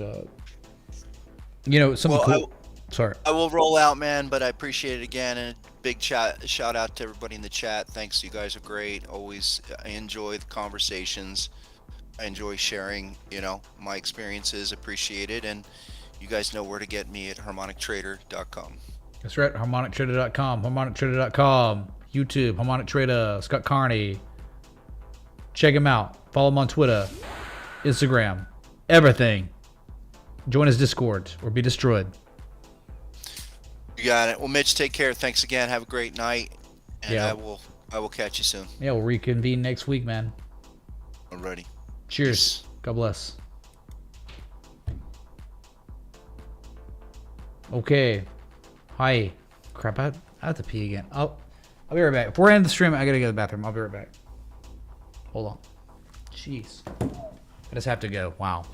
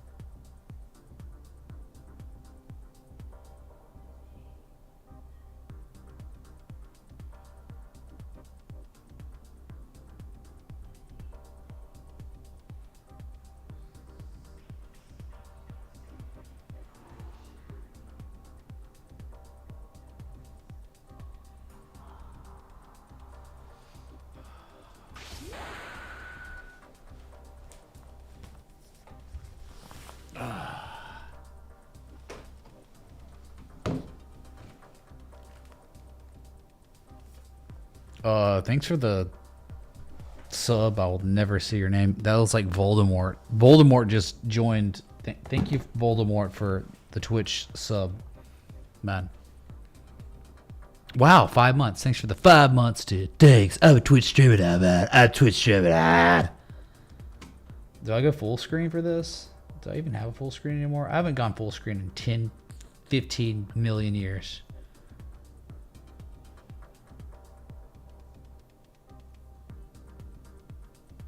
At least I'm drunk enough. Full screen? I don't know. Is this it? Hey everybody, I'm a Twitch streamer. I'm a real life Twitch streamer now. Look, do you see my face and me and everything that exists around me? Bruh. Bruh. Bruh. See, I'm playing sound clips. Is that a joint? Look here! Look, listen! Full screen! Look, I'm an IRL streamer now. Hi, hey everybody. How's everybody doing? Dude, for real. Like, I should just start playing more insane music or something to get the chat freaking out. Freaking out, man. What do normie Twitch streamers do?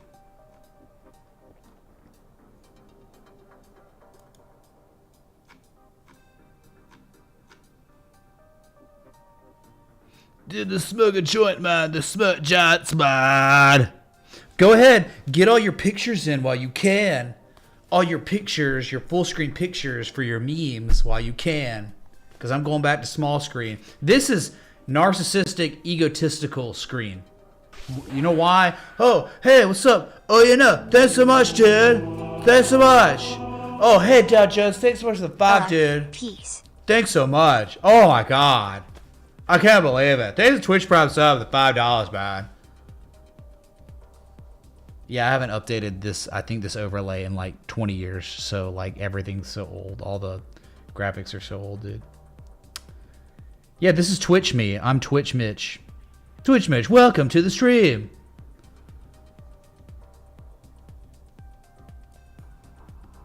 What jerseys I got there? I got the jerseys I earned, man. I earned them. They were on my body when I was younger, of course.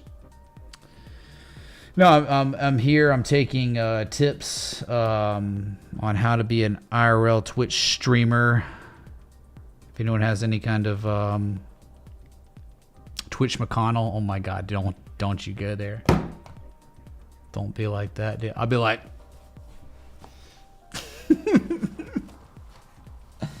yeah, dude. Let me just pick up my my webcam that's literally tied to my computer and give you a tour of the penthouse, man. Sorry. I can do that. I can be like, oh, well, we got the skyline, the buildings and stuff. That's cool, dude. Anything else? Chat? You got anything else to say? Yeah, the no corner cams outside yonder, outside the what is it? By Window Bay or something. Yeah, sleep stream sounds super IRL-y, scrubby. Hey, Idiot Tear, thanks so much, man, for the Twitch Prime sub. Please give me consecutive months. Thanks so much for the tier 1 sub, but it's your first. Wait, he didn't even do that. No, Mr. Lodic, hey, Mr. Lodic, thanks for the gifted tier 1 sub too, Idiot Terror. Thanks so much, man. And before I start getting more viewers on Twitch, just doing nothing, full screen, as a normie. Oh, Gil! Oh my God! Oh my God! I can't believe my dreams are coming true!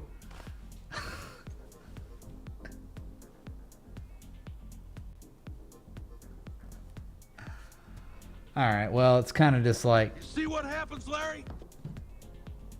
Or it's more like... You see what happens, Larry? When you drink alcohol on an empty stomach after fasting for 18 hours, and then you do IRL Twitch streams again. Get big contributions on Twitch tonight. Yeah, get wrecked, YouTube. There's nothing you can do about it. Your time's over. The time of the age of Twitch is here. Hey, Escape Sense Air, thanks so much for the... Thanks for following, man. Thanks, dude. Velvet Beefcakes, thanks so much, dude, for the Twitch Prime sub. No, it's the tier 1 sub. He didn't even use his Twitch Prime. Thanks so much, dude. Get out of here with the laggy stream stuff, dude. Yeah, that must be a YouTube problem, dude. It must seriously be a YouTube problem. I mean, I don't see anyone in the Twitch chat complaining about laggy problems. That must be you, dude. And YouTube. Seabass laughing, even though he's on YouTube, dude. Hey, Wristfish War, thanks so much for the follow on Twitch, man. Well, we don't really do charts here, man. We just like show up, man, and oh my, who's this fine full screen gentleman? Oh my God, great guy. Thanks so much for the biddies, man. We're gonna take over the world. Oh, dude, we're growing. We're moving, chat. We're going great. Look, man, this is bonus points of the stream where we're gonna freak out. We're freaking out, man. This is the Twitch personality that is required for virality. I'm only 3 beers deep, unfortunately. Three beers deep in 3 hours, 23 minutes at this point. That's not bad. Can you demo the samurai umbrella? Thanks, you are my favorite Twitch streamer. Oh, S+, thanks so much. Thanks for watching all these years on Twitch, man. It's been a long journey. We've been doing things. Oh my God! Tertiary hype, Mitra 6 hype. Appearing offline is not effing stop it. So stop trying to act like you know what you're talking about. Gah! I like Turtles. Thanks for the 1,000 biddies, man. Did they say that on Twitch? The biddies, the bits. See, on YouTube, there is no, like, super chat. Short, you know, what do you say? The soupies? The supers? No, I would say the scams, because Google takes 30%, as well as Amazon takes 30% here, dude. You go from one mega cap corporation to the other one, dude.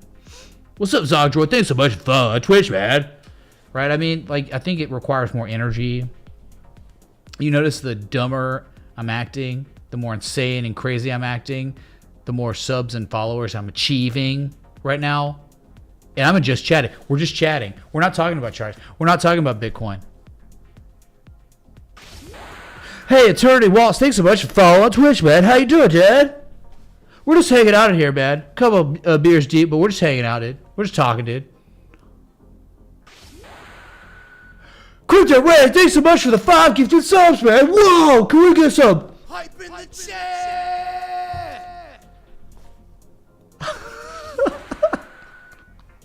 Thanks so much, dude. Thanks so much, Crypto Red 7656, man. Thanks so much, dude. We're gonna head and take it out downtime. We're Twitch McConnell in here. I like turtles. What's up, Brad, for 5,000? Brad, you got the... Brad, you weren't sub to me. What? Brad, you know that you could sub to me and it's a tax write-off, right? Literally a tax write-off. The IRS, you could be like, this $5, Mr. Government, yes, is written off. Government wouldn't tax you on that $5. You didn't think about it, did you? Y'all here, and thanks so much for the follow on Twitch, man. Welcome to Harmonic House. Is that what the old school cool? Welcome to. We're just chatting about different things. Hey, I'm Apostle, dude. What's going on, dude? All of a sudden, I stopped. You understand? I stopped looking at chart. We stopped talking about 150 IQ stuff. Genius on the stream, for real. He leaves stream. I get off the charts, and I start acting stupid and goofy, and we start growing, man.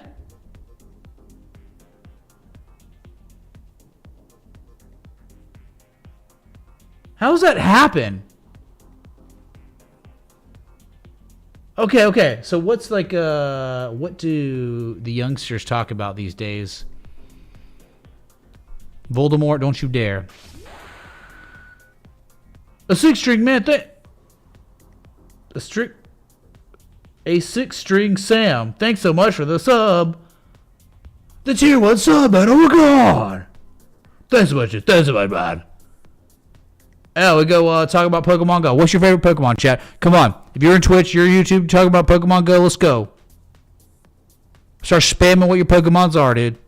Right now. We're not bullish on Worm. Get out of there, man. That's for high IQ only, dude. No. Discord, high IQ only, dude.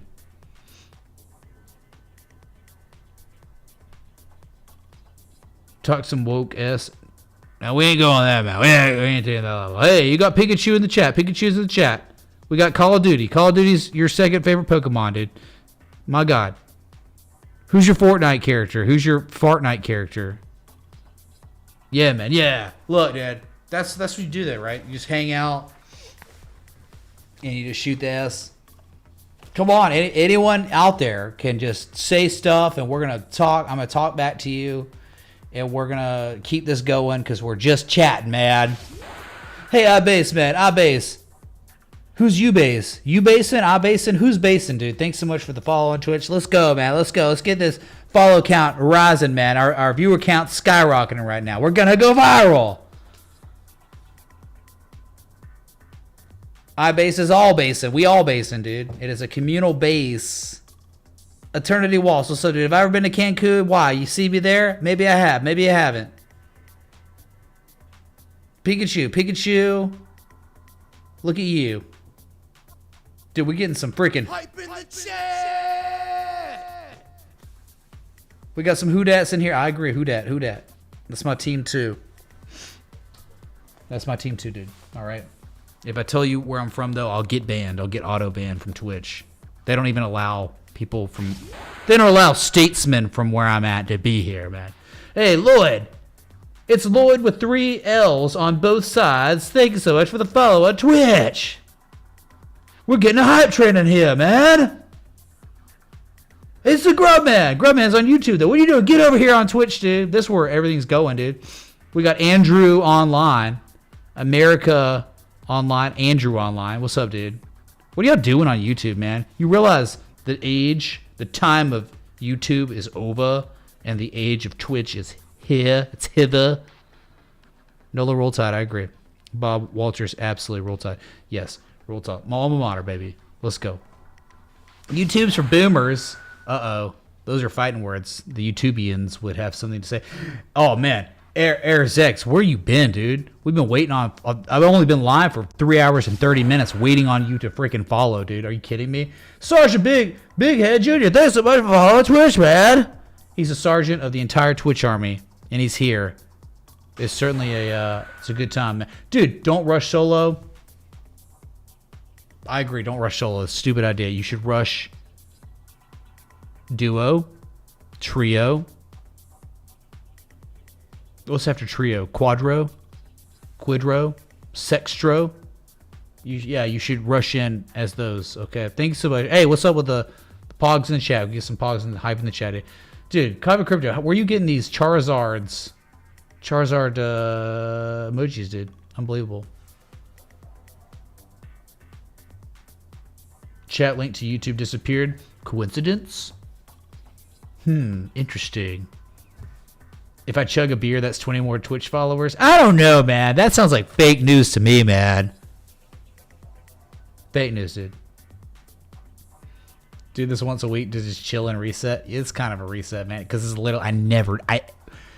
If you're an avid viewer on YouTube and you watch all that, I never, ever do this. This is like literally unheard of. When is the last time I've ever done literally what I'm doing right now? Ever.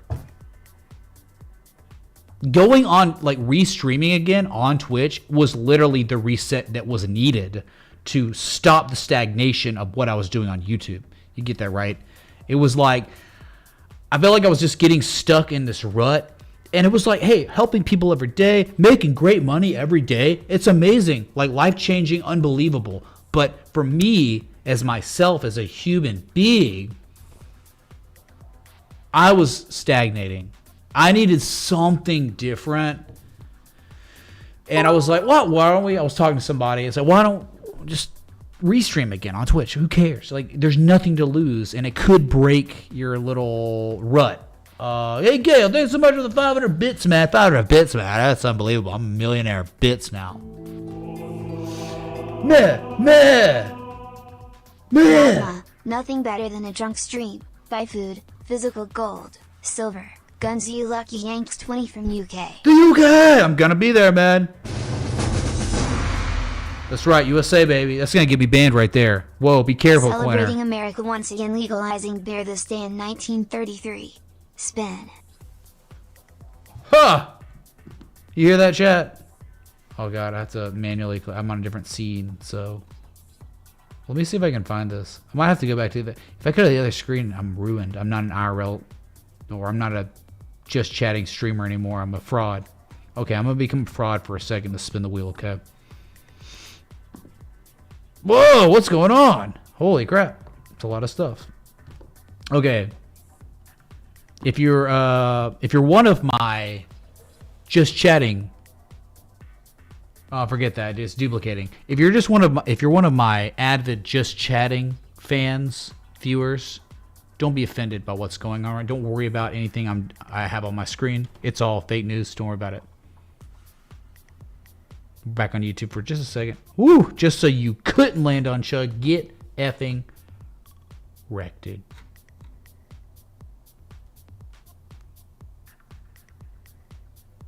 Oh man, I don't even know what scene it is. What scene is it again? Light bread, thanks so much, dude. Light bread, dark bread. It doesn't matter what kind of brain you are in here. We're accepting of all brain colors. Thank you, dude. Or something. Dude, I don't even know what to click on now. Oh, that's it. That's it. All right, we're good. We're good. We're back. We're gonna be back. We did it, man. Twitch and YouTube. We're back, man. We're back, dude. Hey, B-Marts, I know you, dude. You know what, man? You're not an actual Twitch follower. I know you from YouTube, man. So thank you, dude. A little less craziness. Hey, look at Ethereum, dude. 3272. Well, you can't look at Ethereum because you're a desktop viewer on Twitch. But I'm looking at it. You just tested 3272, an area that we know must be broken. If you break it, you could be seeing 3420. 3420, what is that? Is that a join? What was that, Elon? Is that a join? Escape since error. Says RIP, RIP. Find out what it means to me. Sam, thanks so much for the Bitcoin and Doge emojis, dude. iBase, what's up, dude? Mick Tohos, he's calling it the bogs, dude. Whew, this is a lot of work, man. Is this the life of a desktop streamer? Oh, I feel like what I do is less energy than what this is, man. I played linebacker, Steven. Linebacker. I was the backer of lines. Whoa, Kabbalah. Whoa, Kabbalah. What does that mean? Are you telling me to shh as a streamer? One does not simply shh as a streamer. That's not how it works. We are really talking about humanism. What's up, Josh, man? Marathon stream? Wow, we're 25 minutes from marathon stream. Oh my god, this is a good song. Oh yeah, I want to hear the song, dude. Don't tell the Twitch mods.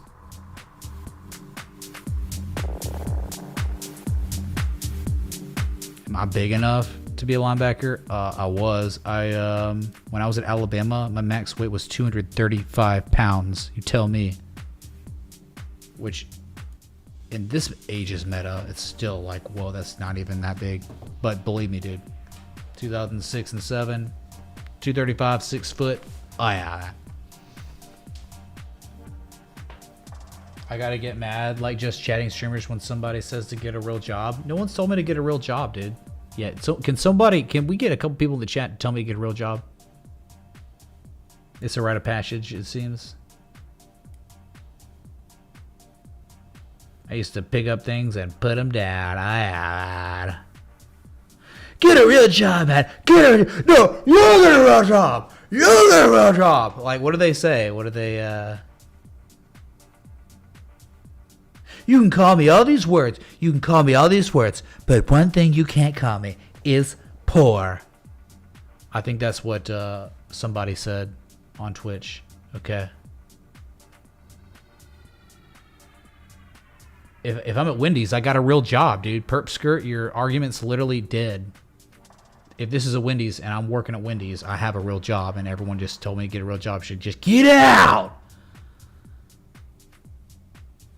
That's right, Gail. That's the way I feel right now. Me and Vet Moon Boy hat screaming.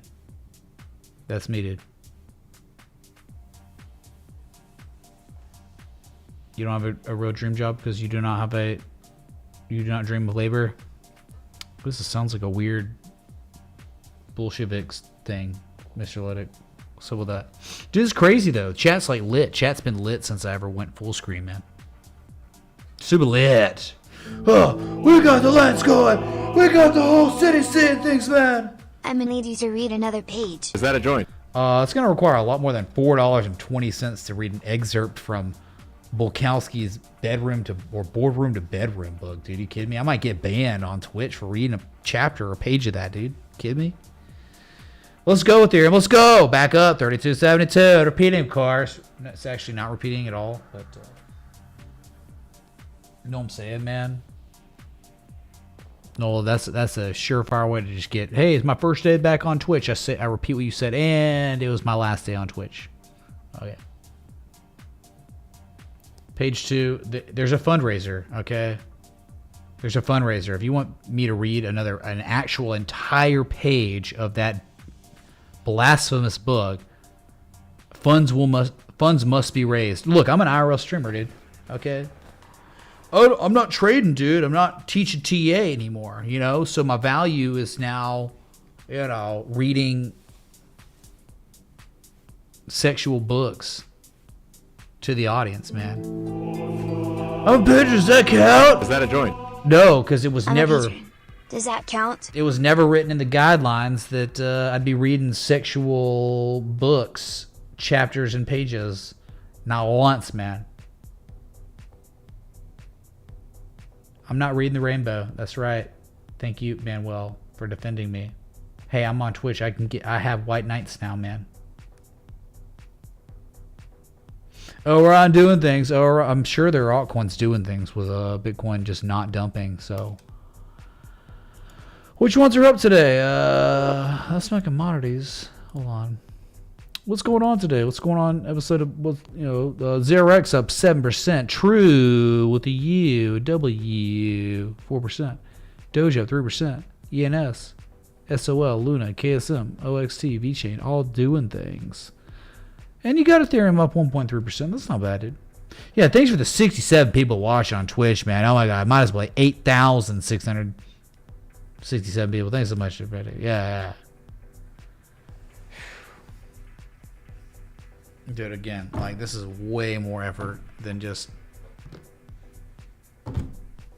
reading charts, dude. Like, here's your Ethereum. Here's your 60-minute Ethereum. You know, it's a bear flag. I mean, until it breaks the top of the bear flag and moons to 3420, then it's not a bear flag, I guess. So, Monero's an active trade setup that's like way far off its entry, man. I am starting to crash. I need to eat dinner.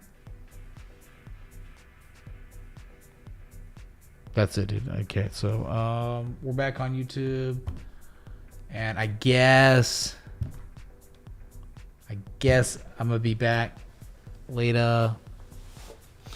And yeah. Oh, Nox stars, man. Not too many people watching, huh? Yeah, well, whoever said it was ever about the viewers. Yeah, I did at one point sometimes. But it's not really the viewership. It's really the hype. It's the hype in the chat. I think that is the most powerful metric. Hype in the chat. Look at you, Ethereum. What the are you doing? Pop this thing. That Kingdom Come, man. I must break you. 74 on Twitch now. Oh, dude, we're making it, man. We might as well be Tony Montana, you know. Yeah, might as well be Tony Montana on Twitch now with 74 viewers, dude. Just, that's it, dude. Ethereum popping off. Meh. Highest highs you've seen since yesterday. Ethereum and Bitcoin going. Yeah, there was hidden bullish divergence. If you didn't know, you know. Nice, dude. Nice. We're getting a pseudo pump stream. Pseudo. For show. Oh, just when I thought I was out, Ethereum starts rallying and making me get back in to viewing it and analyzing it and looking at it. You're lit with 3 ladies watching. Sure you are, Quarter Crawler. Sure you are. Are the 3 ladies in the room with you right now? It's like that meme, dude. Is the bull market in the room right now? Mortgage rates above 5%.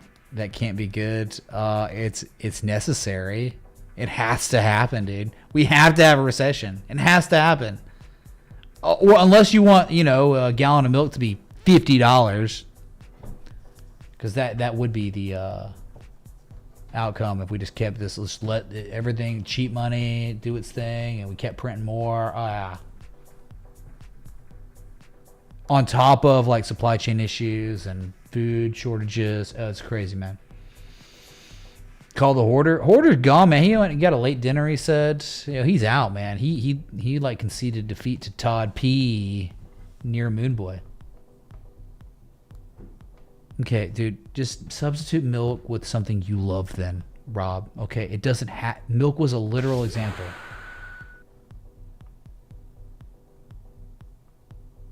C9220, thanks so much for follow on Twitch, dude. Thanks so much, man. Welcome, dude. I was told there would be transitory inflation. Yeah, dude. Yeah, just like you were told you would get your red stapler back. Sure. Okay. Well, I guess that was it. I've done all I could do. You know, it's so stupid. I'm 16 minutes from a marathon stream. How do I stay live, man? I'm like collapsing right now. I'm like Weekend at Bernie's. I'm Bernie, dude. I'm just like,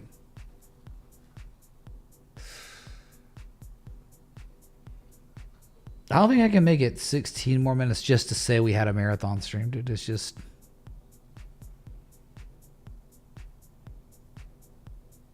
I've been telling stories for 4 hours, man. Come on. You tell me a story.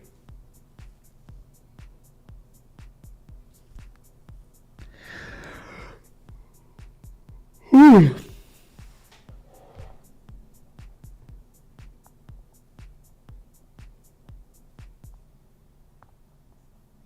Yeah, I don't think I'm going to do a drinking deal. Oh my god, am my music stopped, dude? For real? Dude, really? Oh, another reason, man. Like my music. Oh, dude, this terrible. Terrible market conditions right now for me. I'm running on E. I got like severe bearish divergence. The music just stopped. Mean like, I don't know, people just stopped buying. We're starting to roll over a little bit.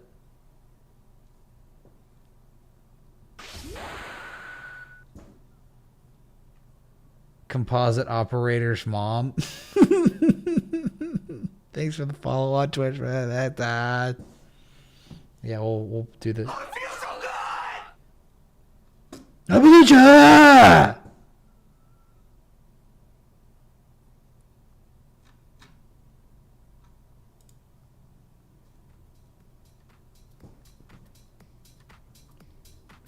You barbecuing, you watching the stream, the pump stream. Pump, by the way. Get out of here. Get out of here. I'll just say this. When I was young, he told my girl cousins I would never be a varsity athlete, and frankly, that was a tremendous blow to my self-esteem. Yeah. Yeah, I agree. Fake pump, meh. 60-minute, dude. Take everything with a grain of salt. Even bear flags with a grain of salt. Nah, bro. I'm like 14 minutes. No way I make it 14 more minutes, dude. I think I'm just going to end the stream to not make a marathon stream, actually, this time. I'm doing the other thing.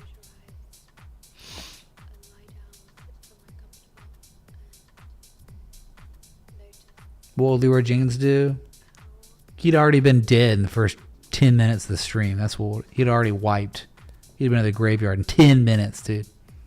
I've been here 30 hours, 47 minutes. Leroy Jenkins got nothing on me. Nothing! Can you tell us about our survival rating for the next 13 minutes? 32.33, repeating, of course. Okay, thanks. I figured that was the case. Okay, thank you, dude. Todd is the top Jesus. Devastated crypto hoarder, ruined his life. He will never financially recover from this. Yeah, that's it, dude. That's all I got. That was it, man. And I don't have the endurance built up. Like, you have to go through hype cycles to build streaming endurance, and my streaming endurance is certainly not there because it's been so long since there was actual cause for a real, true marathon stream. I used to do 10-hour live streams, man. Just hadn't been a reason to do them lately, man. Just hadn't been. It's just kind of like meh. But one day I guarantee, as it always has, always will be, the hype will return.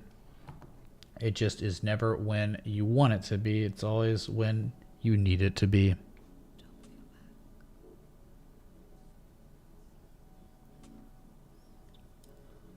So anyway, thanks so much for the likes, love, support, contributions, and everything in between. Thanks for the Twitch subs, the follows, and everything, whatever, okay? Hey, should we go like raid somebody, dude? How do you raid people? Let's see. I haven't done this in a long time. Raid a channel. I don't know. Just raid somebody. Nah, I'm not gonna raid anyone. No one deserves to be raided by me. Get out of here. They don't get any of y'all. Screw them. All right. I'll be back. Until next time. Respect the tea.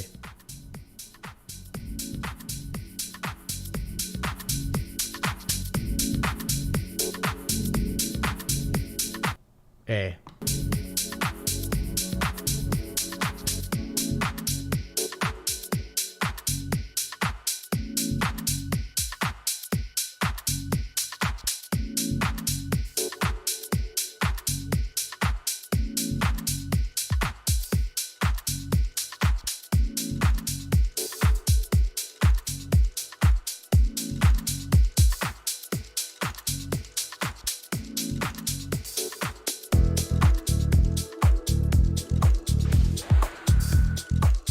Anyways, thanks for follow sub on Twitch. This is weiter.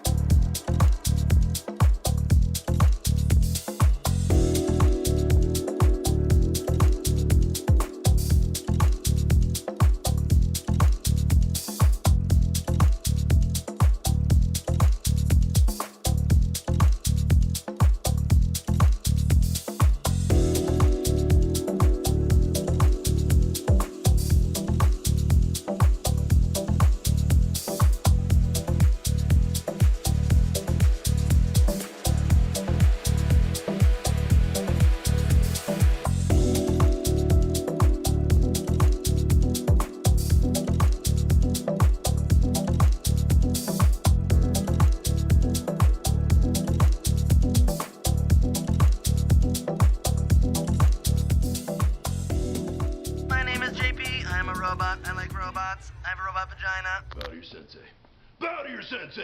And then, just like that, Adios, turd nuggets.